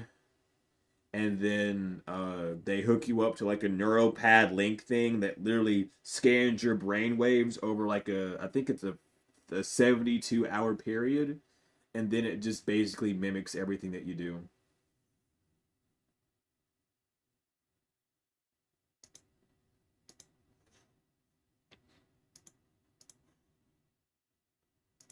They like EEG you. Oh, yeah, that just comes from a DNA inferiority. Yeah, Julia, we're still going. We started a new one. Don't think we ever gonna stop. But this one's more of an educational stream. We haven't really done any card pulls. This has been solely educational. Listen, that jab, that fucking the fucking oh god, dude, don't get me started on the fucking the vaccines, dude. You're a transhuman.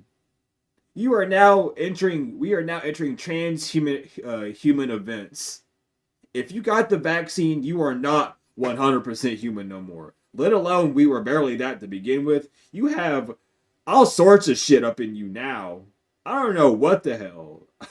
But you are now officially a transhuman. That's not take that as you will. I'm not saying that's bad. I'm just telling you that I know that if you got that vaccine, you are now part of the trans human that the species. Not saying that you're trans in the gender, but trans as in a species in itself. You are now grafted with whatever the fuck they put in you.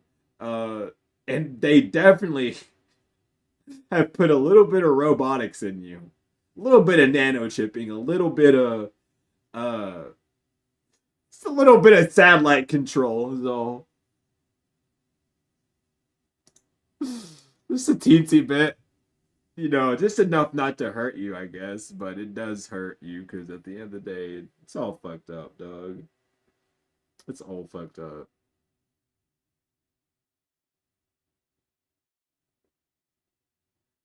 Yeah, we're entering that era. I mean, there's already that one man that is the only dude to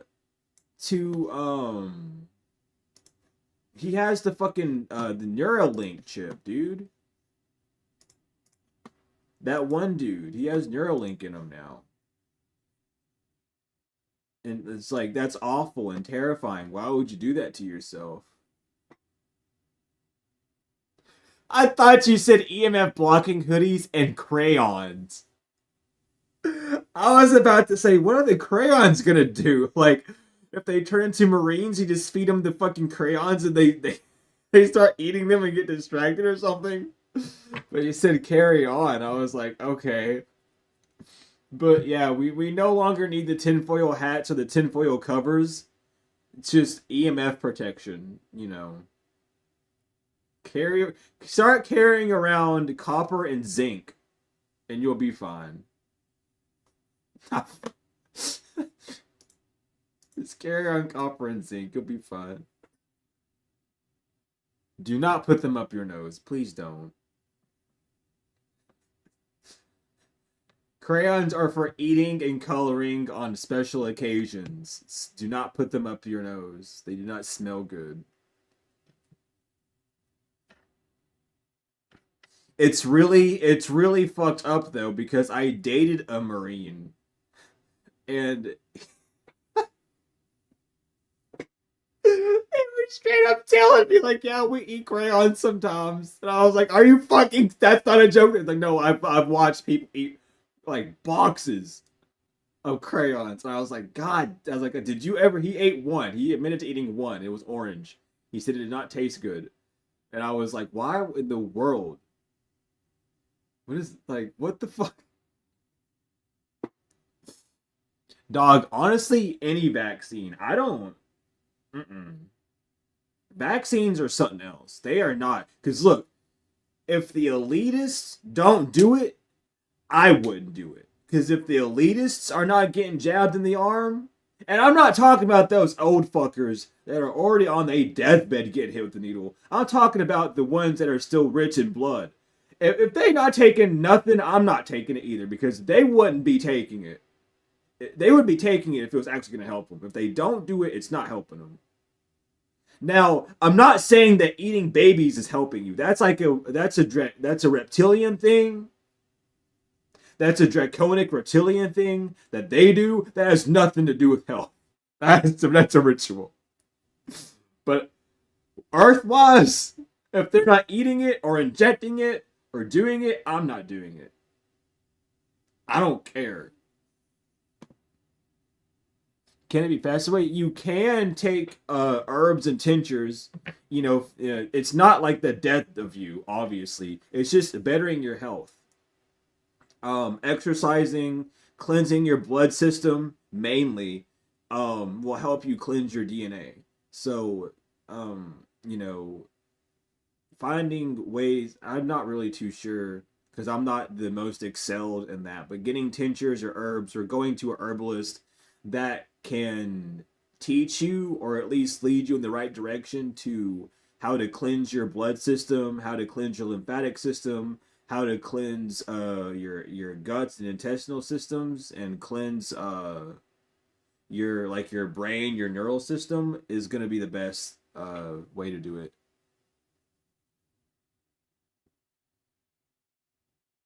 Boxes of crayons is diabolical, and I don't know if they were like the 24 pack or the 6 pack. I don't know. I just know that he said boxes. So I'm going to imagine it was the actual 24 pack of them that they were just going through. I don't know.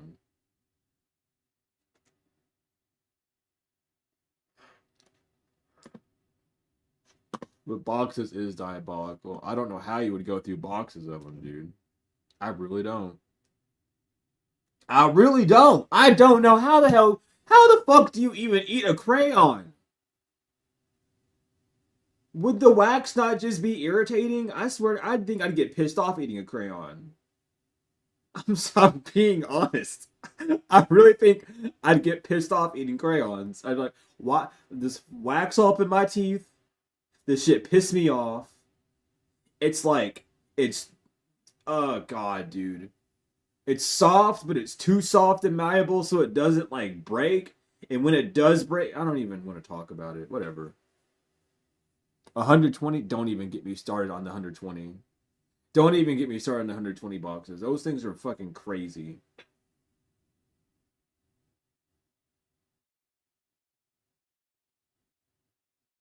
So that's the thing. I can't tell you if you have a soul. Everyone has a spirit, and that alone should allow you to be at peace. Because if you in yourself are a spirit who does their very best to be agreeable, to spread love on this earth, and to do right, do things in the upright, then you are listening and being guided by an angelic force. That is all. If you literally take time of your day wondering, did I do something right? Or was I wrong in this? You're being guided by an angelic force. So that's something that you shouldn't have to worry too much about. Okay? That's why a lot of people can't talk like deeply about these things because it's like it can get to you. And if you're talking to someone that doesn't know what they're talking about, you just get sucked in that rabbit hole and you can't get drug out. Fortunately, I know what I'm talking about when it comes to a lot of this stuff due to Dr. Malachi's York and the books in the description. So don't stress about it. I can't tell you if you have a soul or not. Having a soul is a whole other thing. You will talk to some people, and I'll say this off bat because some people don't even know what they're talking about. Some people will say white people don't have souls, which is a complete lie because a soul is not based off of your fucking race. It's based off of who you are birth of. Either your birth from the father of the heavens or your birth from the father of the earth, which is Shaitan or the devil. Those are your two mothers and fathers that you have. So you can tell that by the actions of your everyday life. If you're someone who's doing their very best to heal, to grow, to evolve, to shine a light of purity and help others and lift others up, you're being guided by an angelic source. So whether or not you have a soul or not, you should know that you're being saved and that you're going to be safe by the angelic force.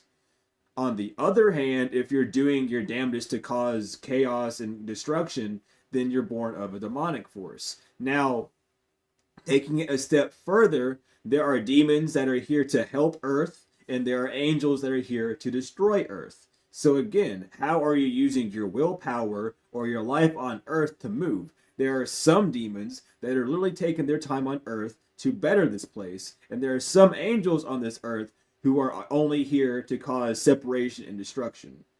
And that's what you really have to get down into is not worrying about whether you're a demon or an angel, but what are you doing here? Because there are demons that reside on the upper levels of hell. And you can go back into the Egyptian mystery, which brings you to Osiris and them, Osiris and Horus or Heru, and Aset or Isis, who rule the upper realms of the underworld, which are known as your paradises of the underworld, where it's like your highest heaven for the lowest realms, which is good. And then you have your lowest realms of the lowest underworlds, which is your bads, right? And then same thing for your heavens. You have your highest heavens, which are your most holy and most pure. And then you have your lower heavens that are still dense, but yet still reside in some form of modality of peace. So it's all a balance on both sides. There are really four sides you're looking at because the circle turned into a square and the square is four sides, and that's what it all comes down to. What is ego? ego is the I. It is the aspect of yourself where you are present. It's where you and yourself can join and a decision is made. The ego is less of an actual thing inside of you. It is a force that will compel you to move in a way that goes against your actual origin. Um, but um, a better way to explain what your ego is who you are in a excessive force. Um,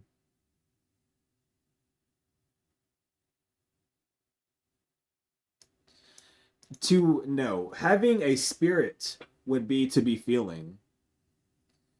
Thank you for the sparkles, Julia. I can repeat that for you. Let me repeat this real quick. So to have an ego would be your force at excess. So you would express yourself like, let's say that you're a loving person, right? And you're like, oh, you should.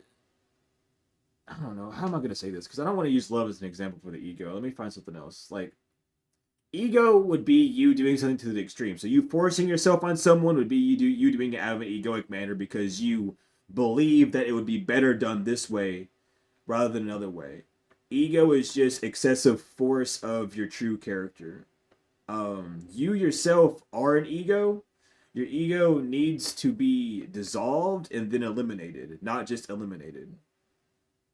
Pride is pride. Pride is less of your ego, but pride can back up your ego.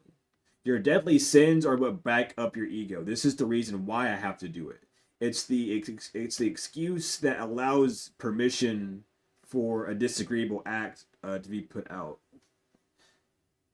But to have a spirit is how we feel. The soul is more of an aspect of who you are as a being. You know, you have your terrestrial beings, which are the beings on Earth. You have your celestial beings, those that come from the celestes or the stars, and then your sub terrestrial beings that are the beings that come from underneath the Earth. That doesn't mean hell. That just means inside the Earth, right? Um, so when you have a soul, that soul is more of an aspect of your light or your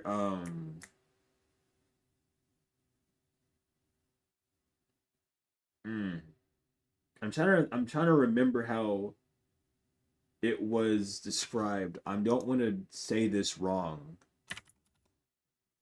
So let me do this instead. Let me look up.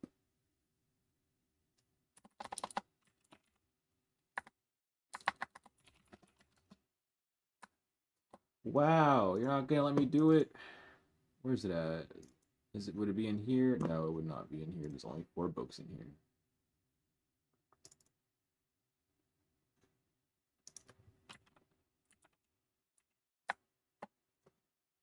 Bro, hold on.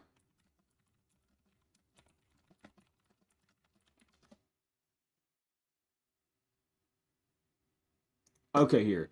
I'm gonna link you this. This would do this will do more good than what any words that I could come up with.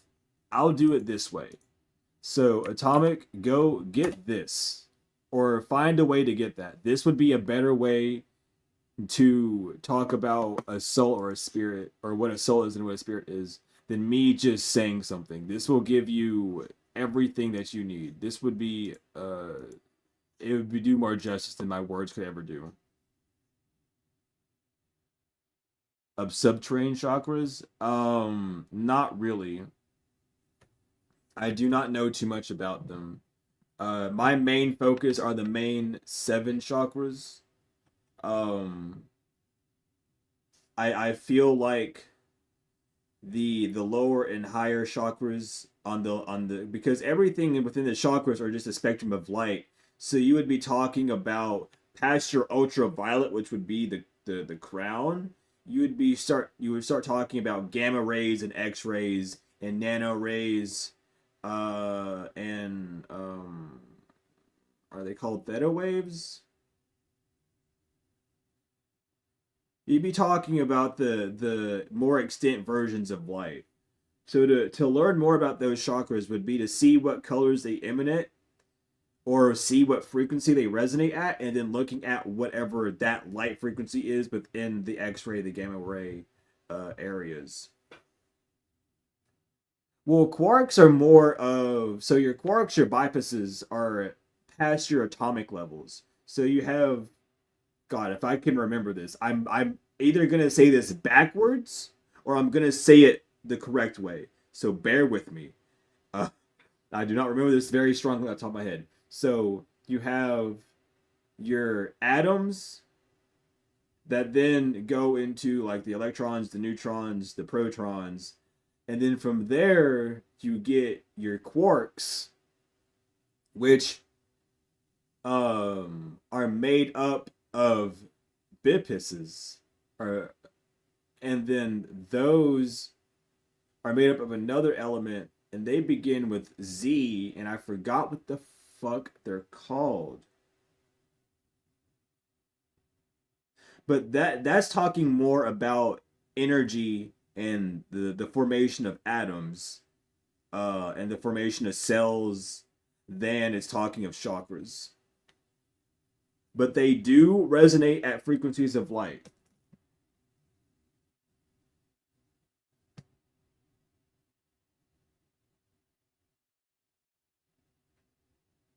So that's important to keep in mind of as well.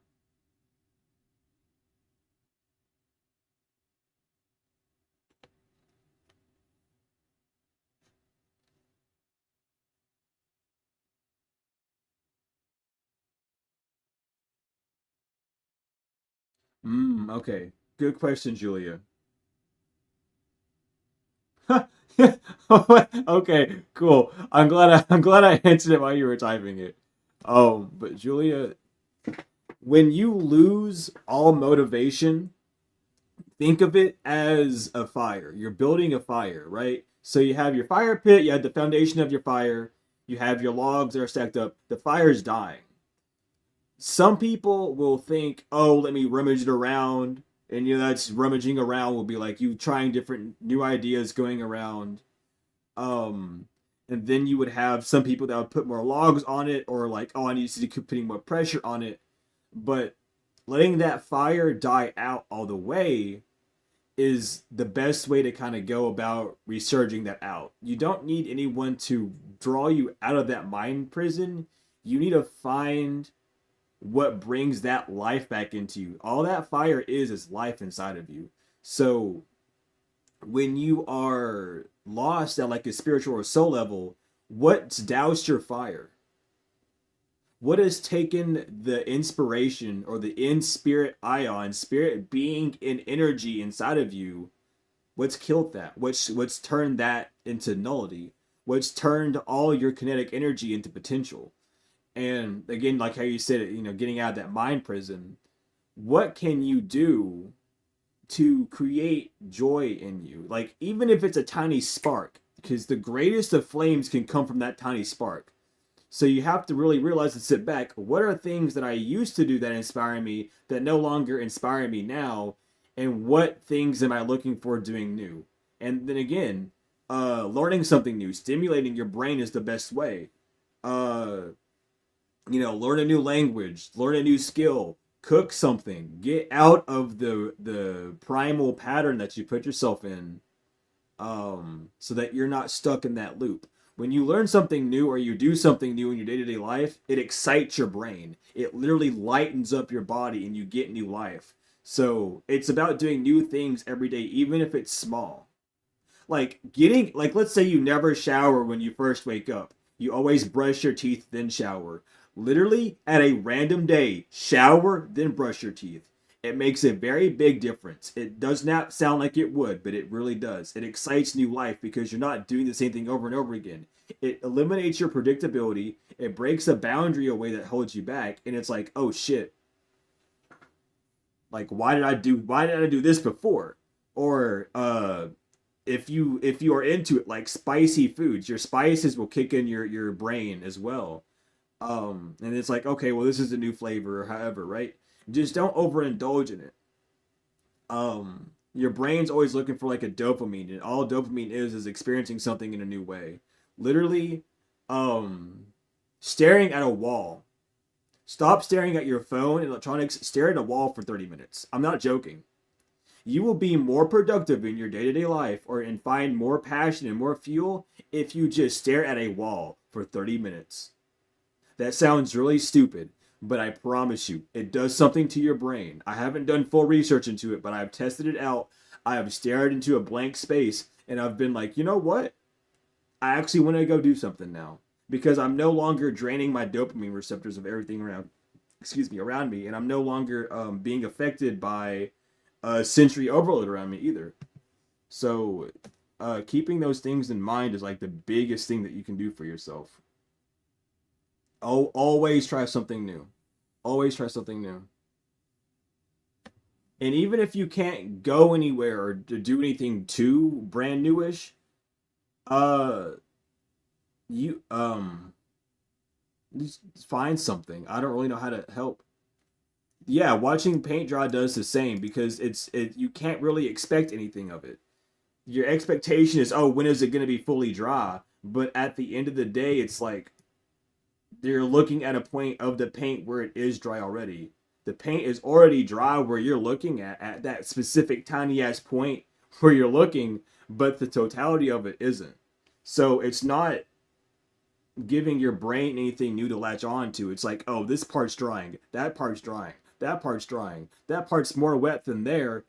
But then all of a sudden you start to all see it like, oh no, it's all just wet because the sun is just shining more on that area than that one. It's all the same wet. And it calms your brain down because it's like, I no longer have to be excited about this, that, and the other. I can move forward and do this. But doing something super small and new, literally listening to new music, like let's say you just want to listen to music, listen to foreign music. Even if you don't understand what the fuck they're saying, just listen to it. It will create new pathways in your brain, and it literally in your day-to-day life you'll all of a sudden just start doing things differently because it's like, well, you're intaking something that's different. um it's crazy how it works. It's crazy how simple it is to fix the human condition, but at the same time how complex it is. um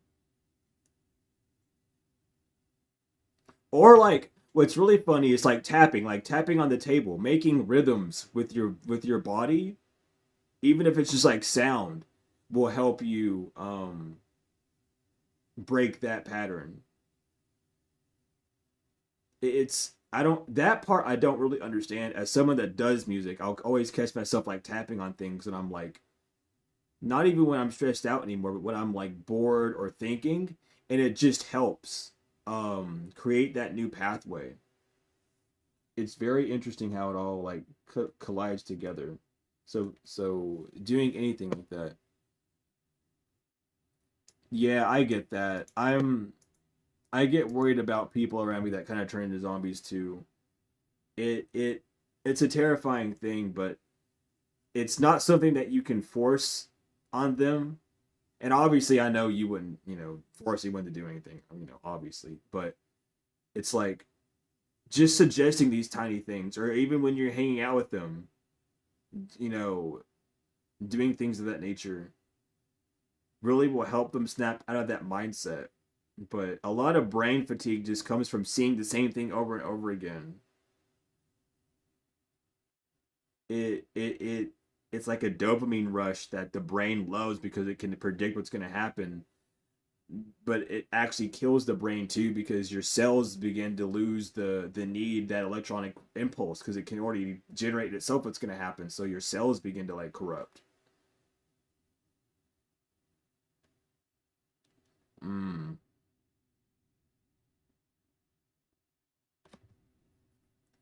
I get that.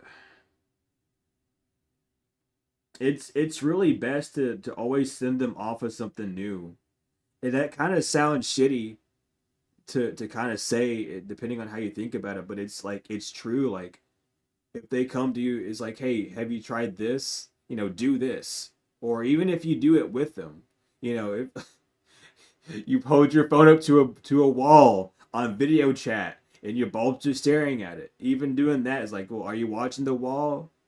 You know, just do it something like that. It will create kind of a new pathogen, a new pathway for them to be more willful to do it on their own.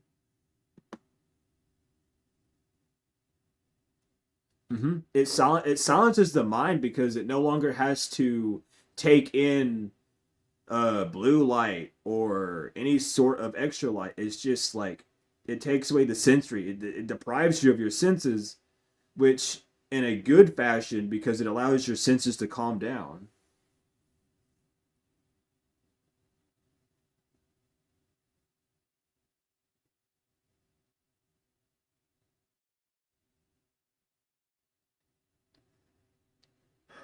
But yeah, I get that. I get the whole they think you're nuts thing. That happens to me a lot because I'll say some off the wall shit and people are like, "Are you sure?" I'm like, yeah, just go outside and stick all your fingers in the dirt. Trust me. And they're like, why? Just do it. Go outside, look for a four-leaf clover. Like I don't want to do that. That's boring. I do it all the time. There was one time in the healing class where I was sitting outside. In the middle of the whole class, my dumbass was looking for four-leaf clovers. Because I was like, my brain started to hurt. So I was like, let me look around for something. Oh, four-leaf clover. I never found one. But I did find a lot of three-leaf clovers. And the other thing that looks like a clover but is not a clover as well. That as well. I forgot what those are called. I really did.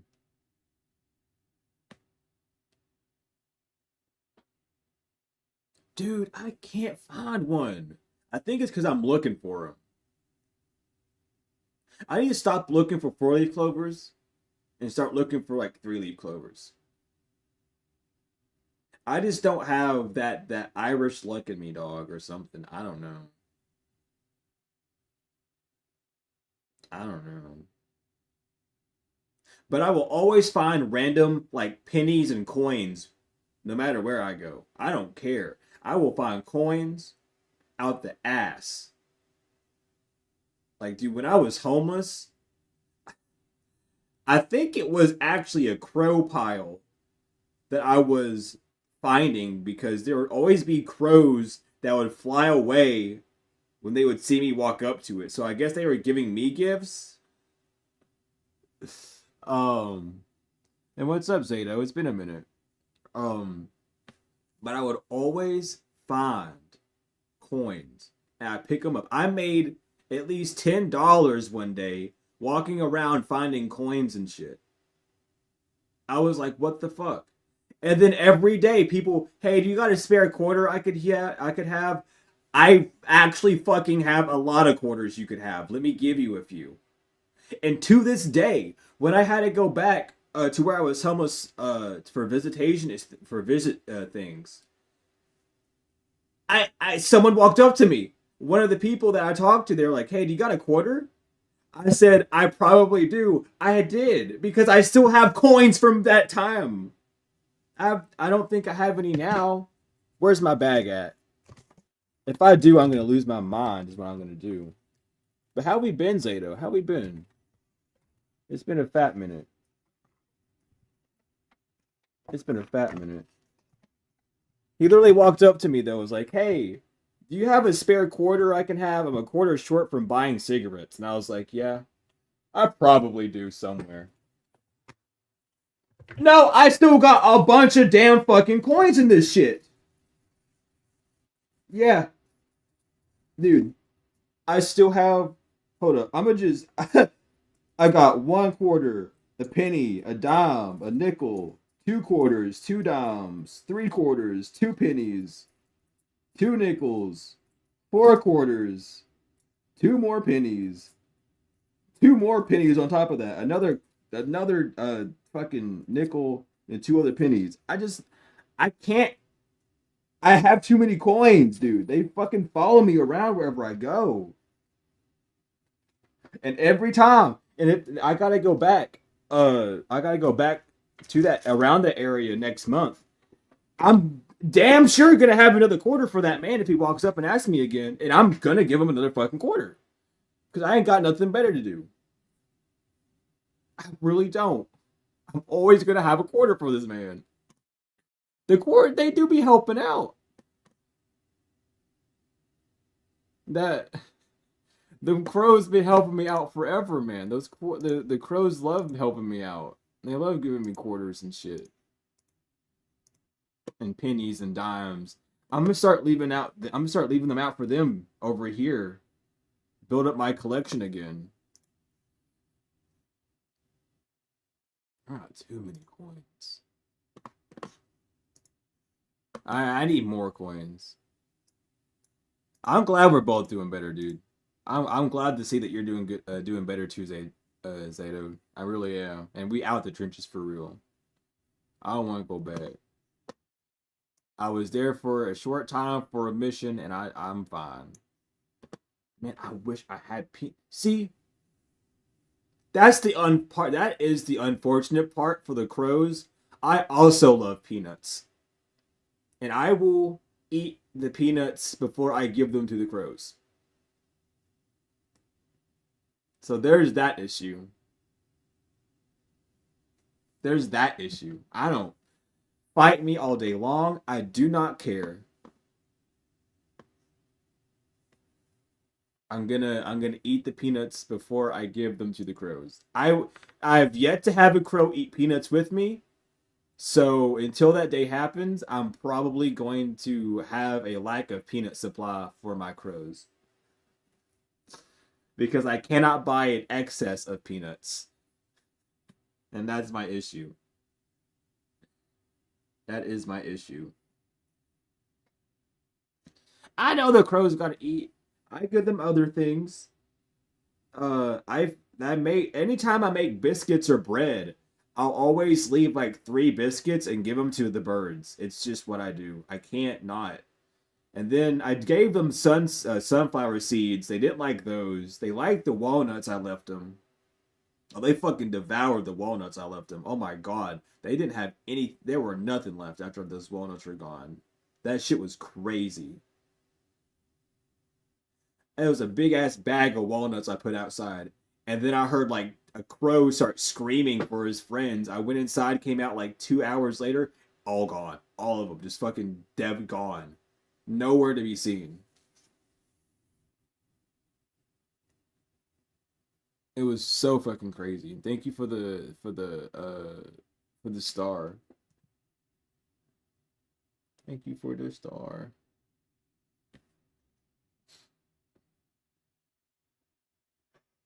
Oh, oh man. I got the yawns on me. But I'm probably gonna be doing more of these streams where I'm just sitting around talking and stuff. I need a the walnut man. No, dude, I go outside. It doesn't matter where I like who's outside. I go outside and they start like cawing at me.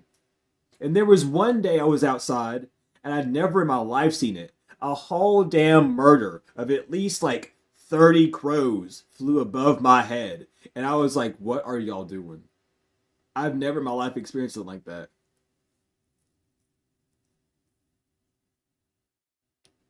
I know they remember my face. Anytime they see me, they're like, oh my god, it's you. And it's funny because I used to take care of the crows about 2 miles away from where I'm living right now. They remember me. And I know they do.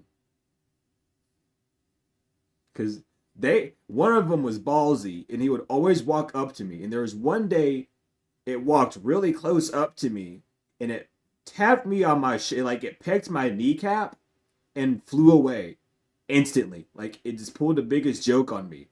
I swear I think that crow is back because it will hop up like right next to the tree, to next beside the porch, and stare at me.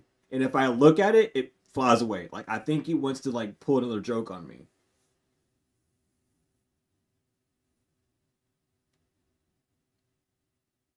So whatever it wants to do, I'm gonna let it do. But I want it to be friendly with me so I can convince it, well, province it to be my friend and harass people for me. That was like a childhood goal of mine. I was like, I want a slew of birds that whenever someone like bullies me, I just make them poop on their car.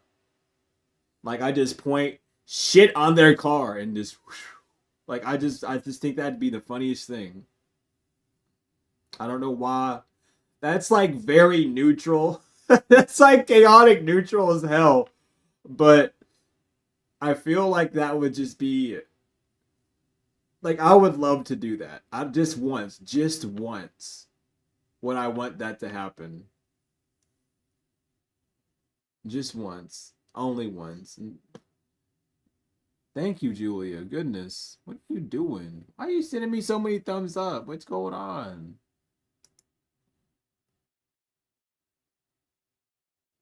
I can start a. What? I didn't know I could do that. That's crazy. YouTube lets me do that?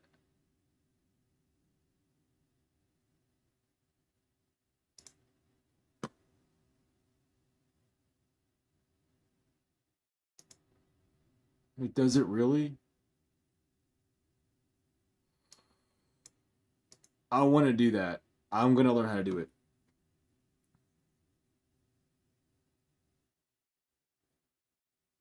Be careful hitting them licks now. Make sure that when you're doing your day trading that you're doing it with purity. Make sure you're doing it for the right reasons. That's all I'm gonna say. You do what you gotta do in life, but make sure you're doing it for the right reasons.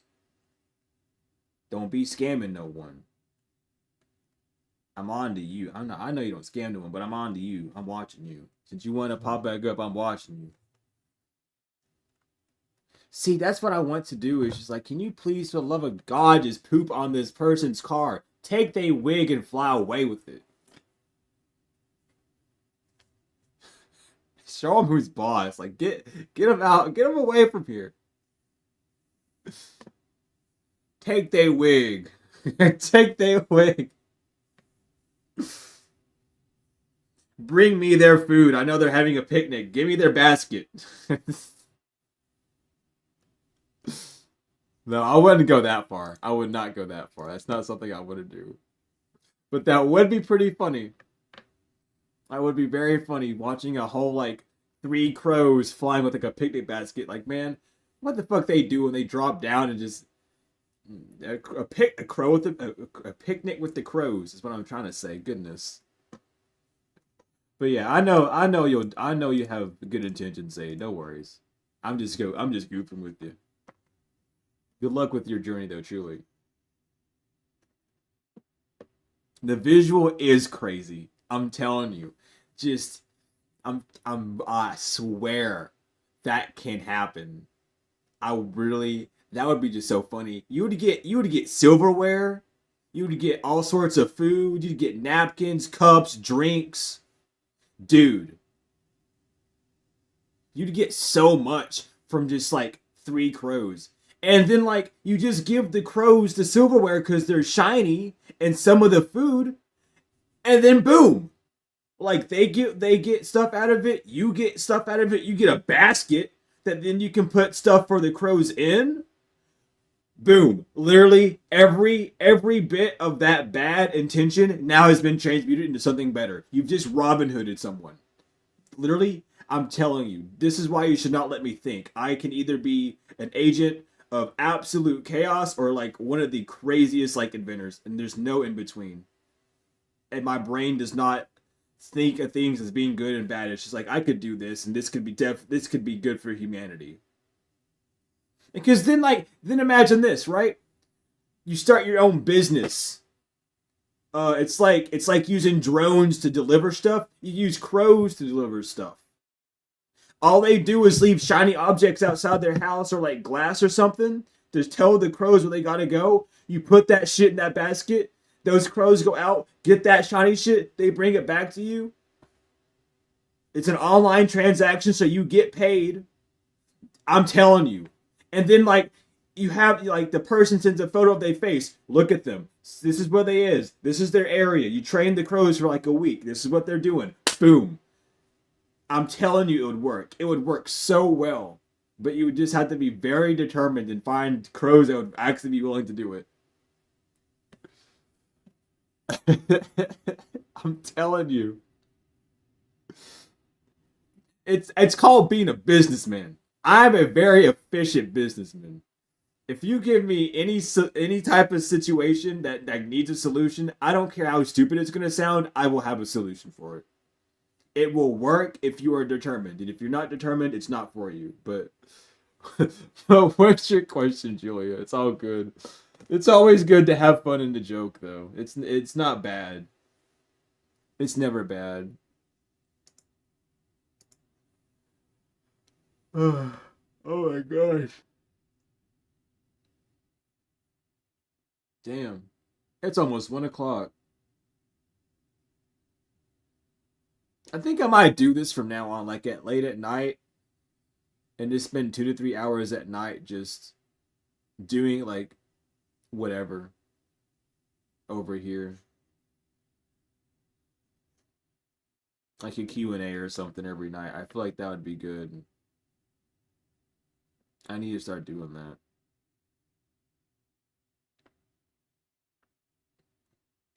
I'm telling you though, like we could do worldwide shipping, dude, with that.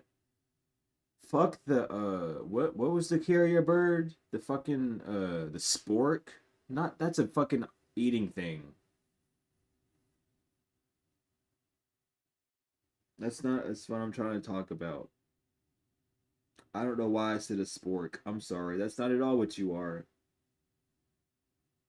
I'm I gotta look this up. I'm so sorry.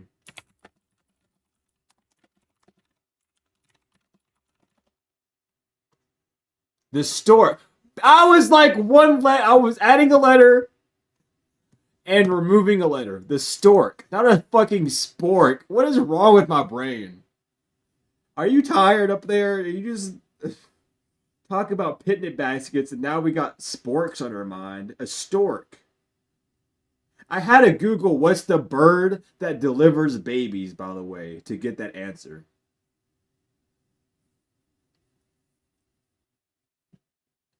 But by the way, that's how you figure stuff out. I will be the dumbest person on earth and Google shit like that just to get an answer. Because that's what it is. It's the baby delivering bird. What else am I going to look up to find out what a stork is? A baby delivering bird. Come on now. But that's what's going on, man. That's what's going on. Yeah, give people their court summons from a crow.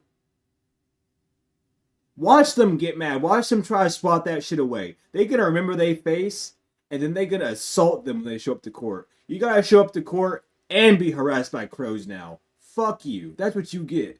Go to court. You get double judgment. Judgment from the crows and judgment from the judge. That's exactly what's gonna happen. And ain't no one gonna stop it. Ain't no one gonna have the balls to stop that crow from harassing that person. And like, they did something fucked up. They did something real fucked up. Why is that crow attacking that person? They fucked up real bad. A whole family gonna be on their ass. All because they want to be smart and do some dumb shit. That make no sense. They want to be smart and do some dumb shit. But that's how they act for real. That is how they act. That's fucking neat.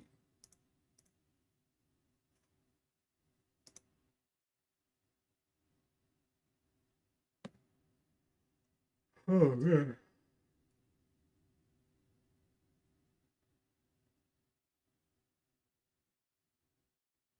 Yeah, like I'm telling you, that's exactly what's gonna happen. These people gonna start. I'm. I am not responsible for any futuristic crow attacks that happen. I am not responsible. I do not hold responsibility for this. I do not control the actions of anyone listening to any messages that I give. I am sovereign from the responsibilities of others uh, and their elemental mechanics. And that's all I'm gonna say. I'm gonna smile about it too. I'm gonna protect myself.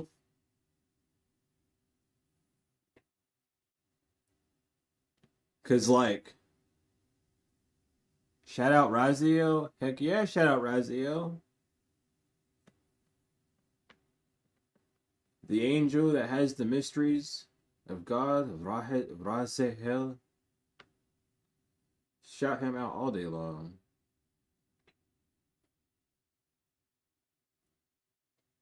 Okay. I was about to mention the Crow Court, but if you're an ambassador for the Crows, I don't think I have to worry about Crow Court uh, petitioning me in a invalid way. I don't want to get what is it blackballed. I don't want to get blackballed by the Crows. I don't need them. I don't need them coming together and saying we don't want you at all. I would rather Brazil, Brazil. I can't fuck my brain. Sorry, I'm thinking about crows still, but Brazil, Brazil, whichever way, depending on where you're coming from. Some people say Raziel. Some people say Raziel. Uh, because it depends on where you're from. Because the E sound, the double E, what can either be Z or Z, but it depends. Like, if you're English, people say Raziel because they don't understand the phonetics of E should sound the same in all ways. It shouldn't have different pronunciation, but that's the English language. And then other people say it Raziel because the and Z and L are the same sound. So it depends on where you're from.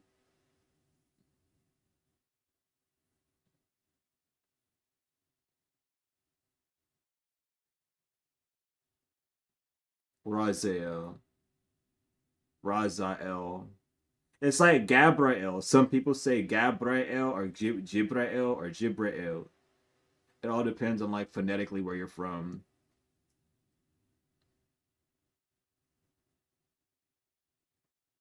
What about the no, because they're not, are they?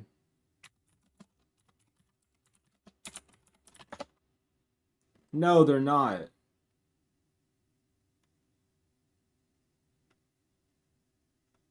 I forgot. I keep dude, that's the one thing. I always get it confused because Cardinals are their own family. Right? Cardinals are their own fucking thing.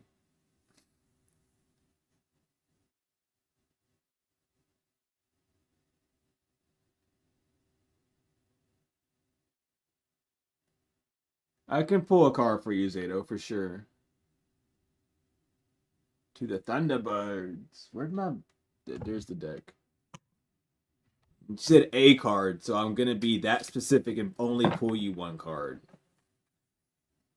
Because that's what you asked for. I'm gonna be that way. So Vraziel does technically have some connection to not necessarily Thunderbirds, but the Thunderhawk in itself. Um he holds the secrets of God himself, the secrets of magic and protection. The Eight of Cups is your card. Those Zato. Um, pay attention to what you're walking away from and why you're walking away from it. Not so that you can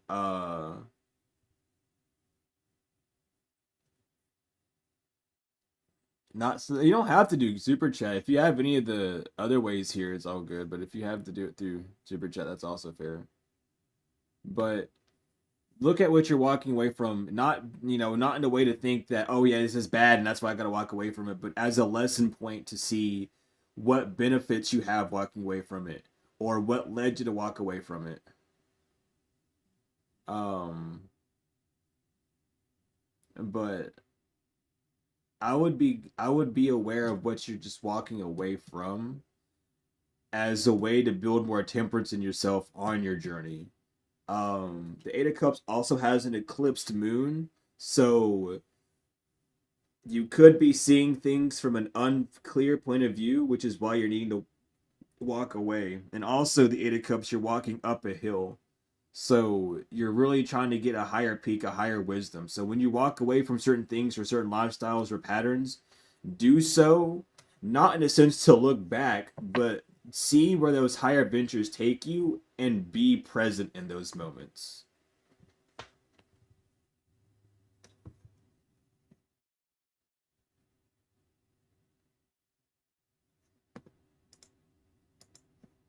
But that's what I would. That's the card for you. That's your singular card. But I love Raziel.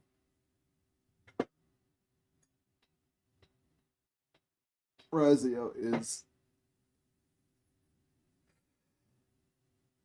he a real one.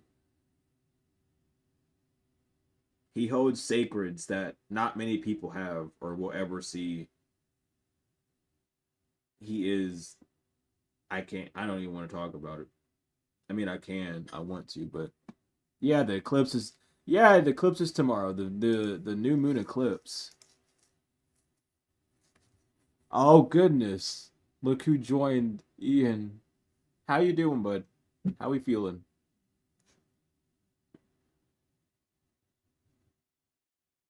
How we feeling? How we doing?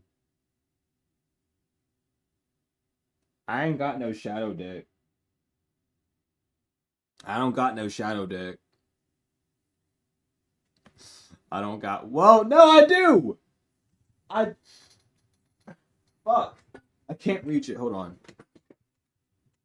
I made one. I have one only because I made one. So I will pull two more for you. I will pull two more for you. Just to see. Just to see, just to see, just to see.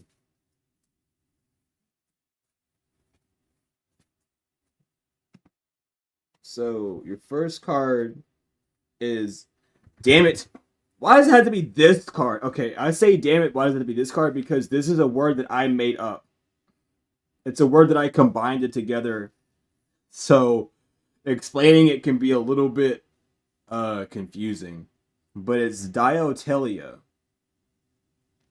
And it is a card of seeing the mash of self between your nurturing point and the loops of life you're going.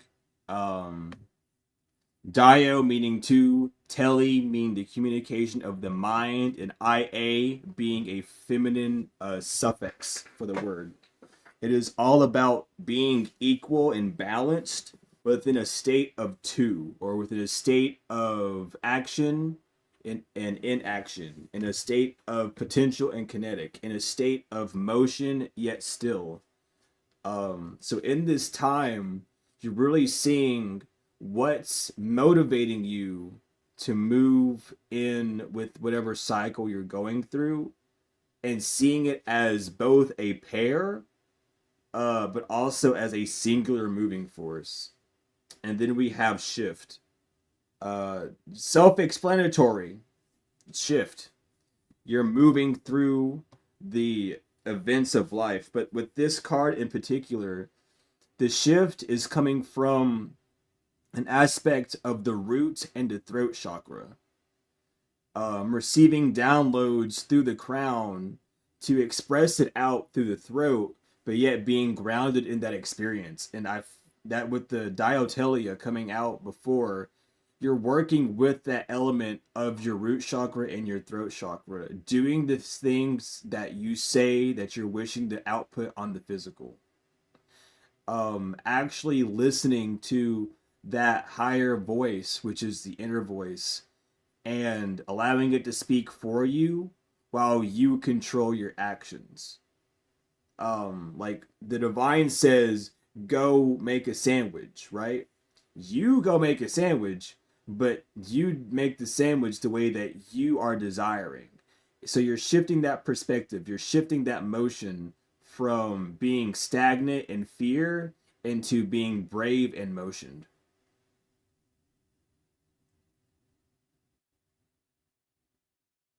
But that is your two cards. That is your two cards. This is really my shamantic deck. I made it within deep meditation, but um it can be used as a shadow deck for sure. Especially the way the cards are. This is like the card. I don't think I'm ever gonna be able to make this deck ever. If I ever get into my deck making stuff, I'm never gonna be able to make these. And if I do, it's gonna be so cost expensive because it needs to be this material. I made it this material, specifically the cotton paper in black, because black allows that absorption of the spirit, because I did a lot of meditation work on this. And then also the texture of it, it's all symbolic, dude. It's like a magnum opus, honestly. But I made like, dude, it's bad. It's crazy. Because when I was making this, the symbols would come up. I would draw the symbols, and then I would speak what that symbol meant from spirit's point of view. And every card that every card I cried while talking about what they were. Like I don't know how deep I was in of a state, but every card has an essence of like pure emotion or pure cleansing in it. Like I was crying, and then I'd stop, and then I would go into meditation. I'd come up with, see a new symbol, draw it out, describe what it was, cry again, stop. It lasted for 3 days. It was one of the weirdest experiences I've ever had while making a deck. Um, but it exists now.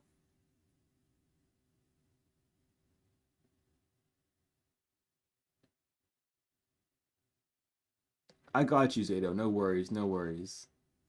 I'm always gonna be here. I might not always be the most active, but I'll always be here. I gotta stop doing that.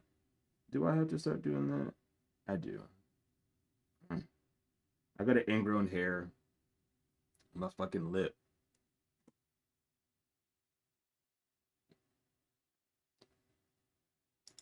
I want to release this deck though. I would love to. I really would. But it's not a main focus. Dude, I have this deck to release. I have um I have this deck to release. I have this deck to release.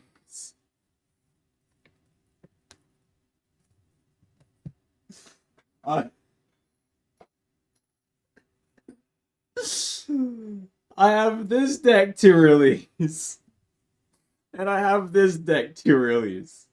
I have 5 fucking decks of cards that I've made that I need to release.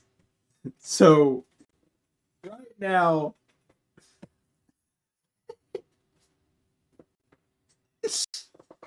right now, I don't think releasing that one's my main focus. And the first 3 that I shown, I've been trying to release for the past few years. I got myself to bleed because I got the ingrown hair out finally.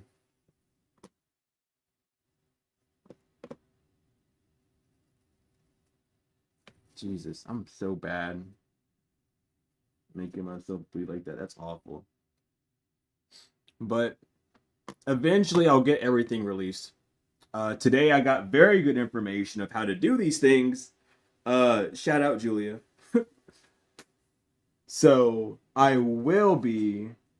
um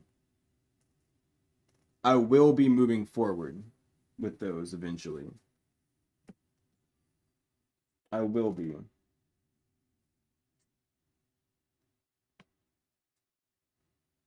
Oh my god. I got you, Julia.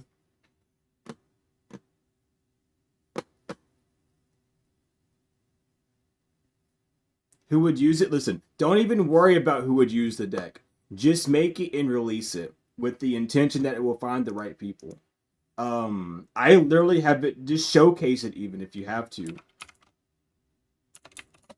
Like showcasing it by using it in your own readings, or showing it around with your friends and whatnot, just doing things like that, and you will literally over time see who would want the deck and who benefits from it, all these things.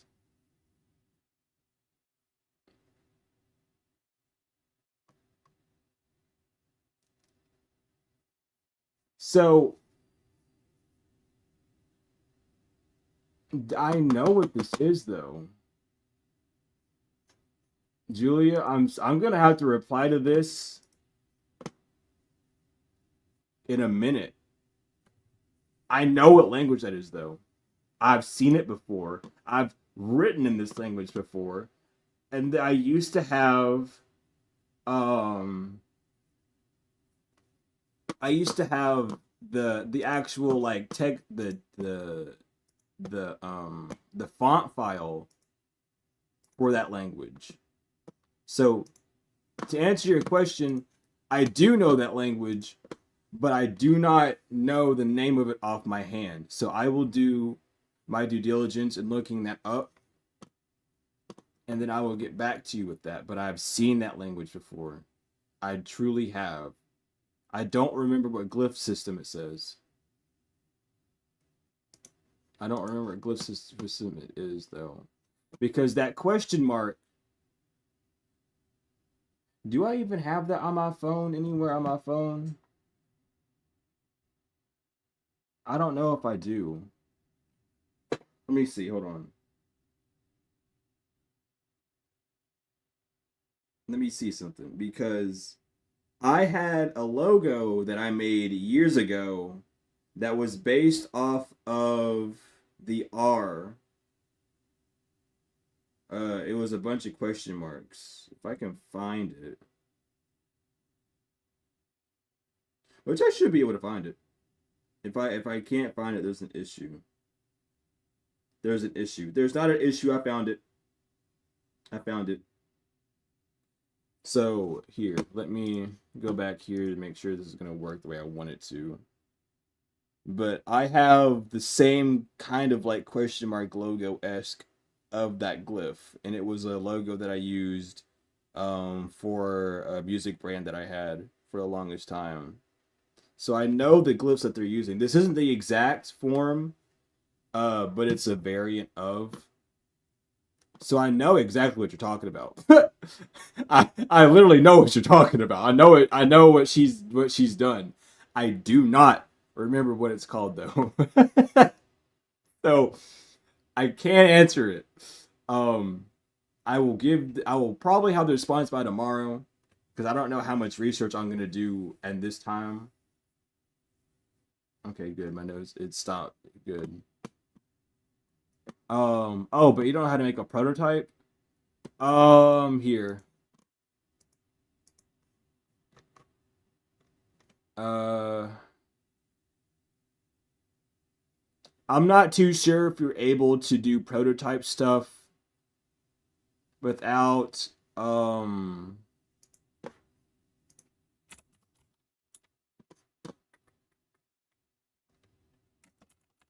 can't remember the site.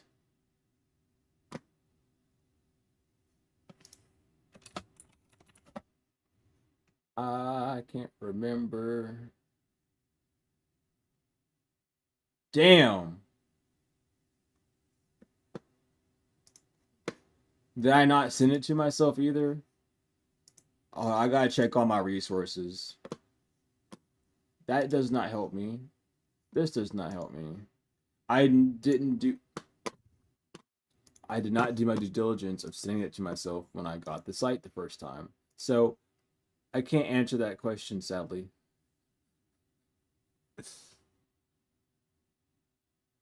Do you take tarot decks as donations, not for the strangers in general? I do. I do.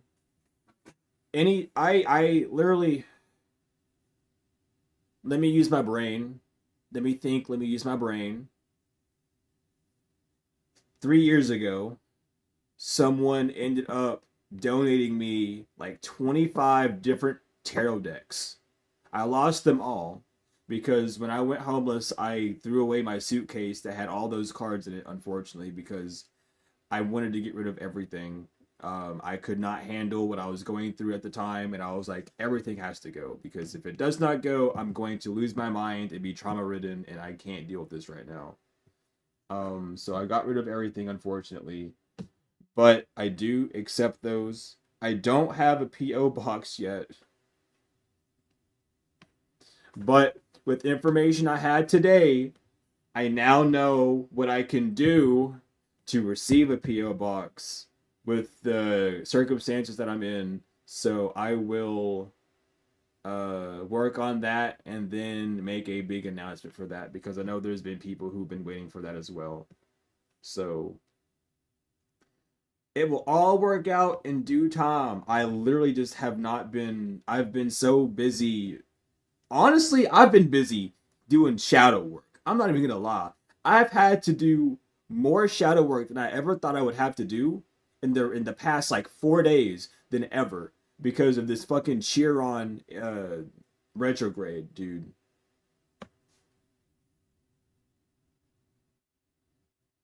Like, oh my god, it's been bizarre.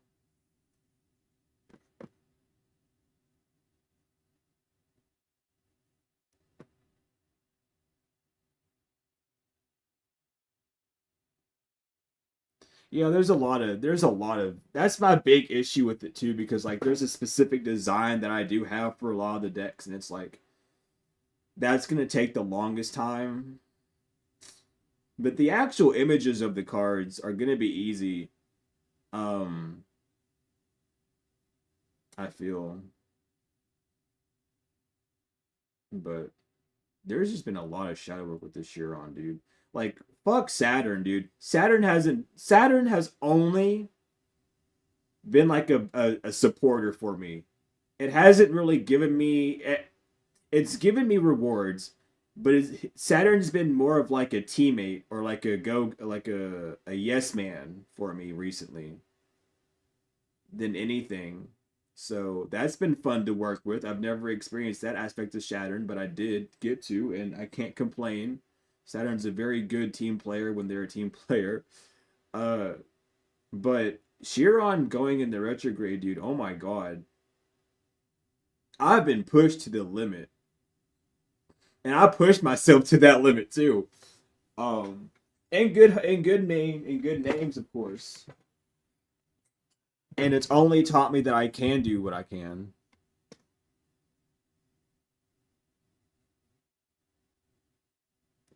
I got you, Ian. I genuinely do enjoy like I feel like at some point I would just collect tarot cards simply just out of collecting them. Unfortunately, dude, how the fuck did I forget that there was a quarter on my lap? Anyway, fucking money's coming out of nowhere now. It's popping up in my lap. Anyway, unfortunately, fortunately and unfortunately, due to the training that I've gone through through tarot reading and just like reading the cards, I am a diehard Pamela Coleman Smith tarot deck card reader, and I have a very bad habit of telling people that this is the only deck that matters. If you don't know how to read this deck, then you can't read tarot, which is true to an extent. I had to put my hands up. It is true to an extent, but it also depends on what aspect of tarot that you're reading.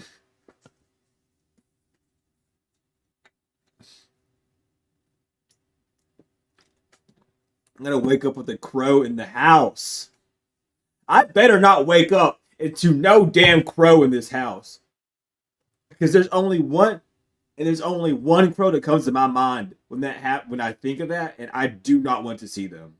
I have dealt with them for a while, and I don't want to see them again. I'm talking about Vroom, that motherfucker, crow demon, wanted to stalk and harass me on the beginning of my journey. Fucking Archangel Uriel had to save my ass.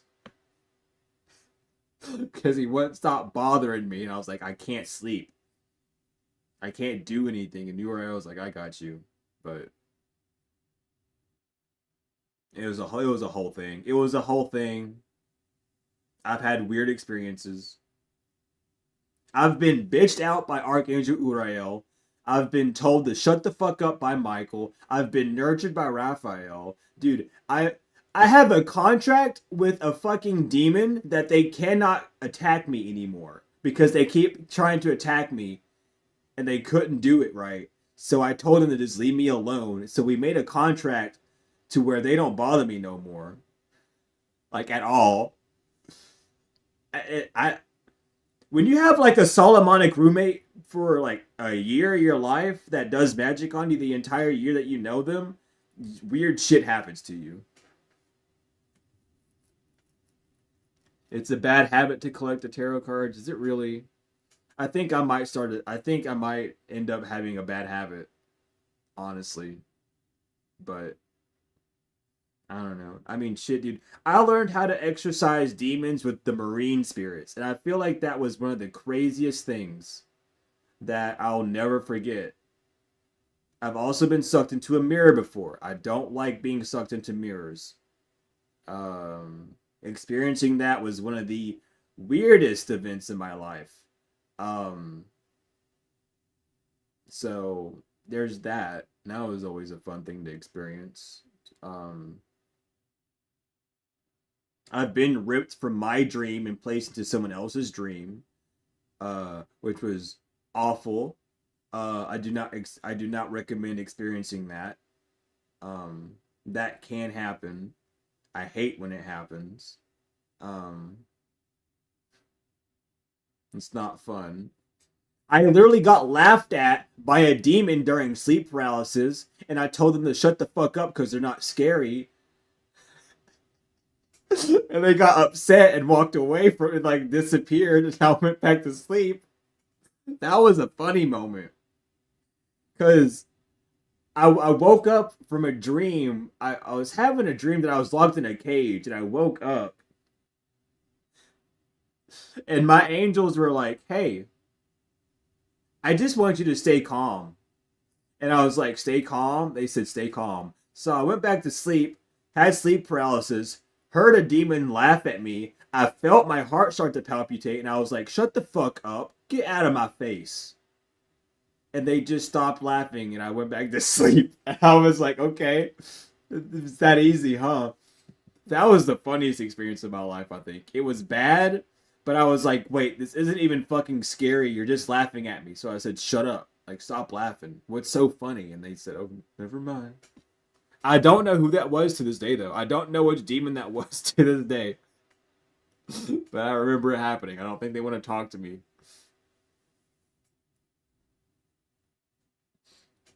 I don't know, man. I've experienced too much at the ripe age of 26, and it's not going to stop ever. Ever. Uh, Goodness.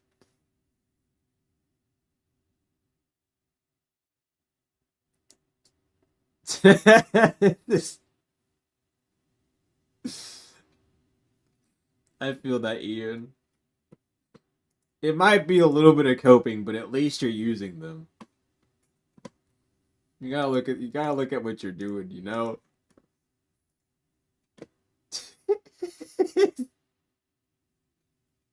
You gotta look at what you're doing with them at least. Come on now. Damn, what? So I'm gonna end this literally at 3 hours. You're telling me? Shit, I was gonna end the stream at 3 o'clock. It's 12:55. I've been live for 2 hours and 55 seconds. You're telling me I'm gonna end this stream exactly at 1 and 3? That's crazy. I'll do it. I'll deal with that. That's a crazy way to go. Is the time going to change at the same time? Literally, it does. I am like a millisecond or like probably like a half of a second off of the actual live time. That's fucking crazy.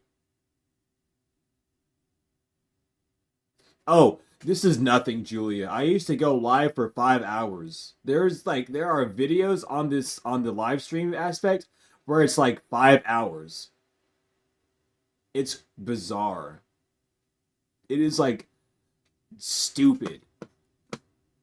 And I talked the entire fucking 5 hours too. That's the worst part. But it's the worst part. It's the best part if you enjoy hearing me talk. But sleep well. If y'all are heading out, head out. Be in peace. It's been wonderful. Peace in the Lamb, truly, as it is wonderful in the Lamb, and peaceful too. I'm just gonna let it. I'm gonna let it die out. I'm gonna let the time die out, and yeah, I will. Hopefully, we'll see you tomorrow, Ian, in the healing class, and hopefully you as well, Julia. Um, we're doing that tomorrow. Hopefully more people join tomorrow so I can give like a better schedule for that, because I'm probably gonna do it every other day like I talked about today, but I want more people to be in the loop of it. But if you are interested in the healing classes that I'm running for the entirety of August, email me and I will tell you how to join. If you're interested in tarot classes, hit me up in email and I'll tell you about that as well. Regardless, thank you all so much for being here. It's been a blast. It's been a joy. We fit in a collective reading.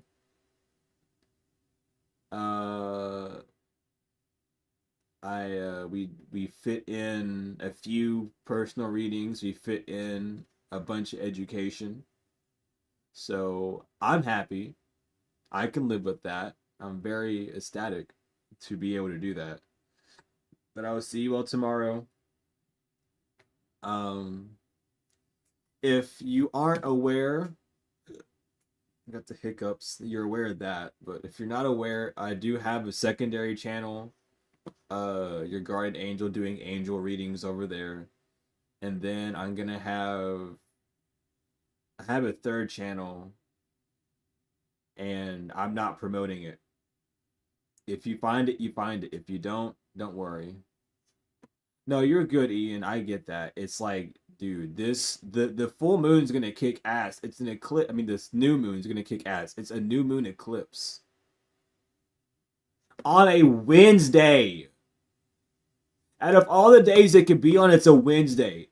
I cannot stand when major events are on Wednesdays. I either get extremely hyper or I just get extremely sleepy. And this one's been a mix of both for some reason. So, but oh my gosh. If you want to be part of the new moon cleansing, though, I do those. Just donate any amount to any of the methods you see on the screen, and we'll work on that for you. Um, but thank you all so much for being here, for everything. The likes, comments, shares, subscribes, donations, for the energetic or financial. I truly appreciate them all. The conversations, the provocations, everything that we've had here. It's been beautiful and wonderful. But it is 1 o'clock now. So I'll be heading out.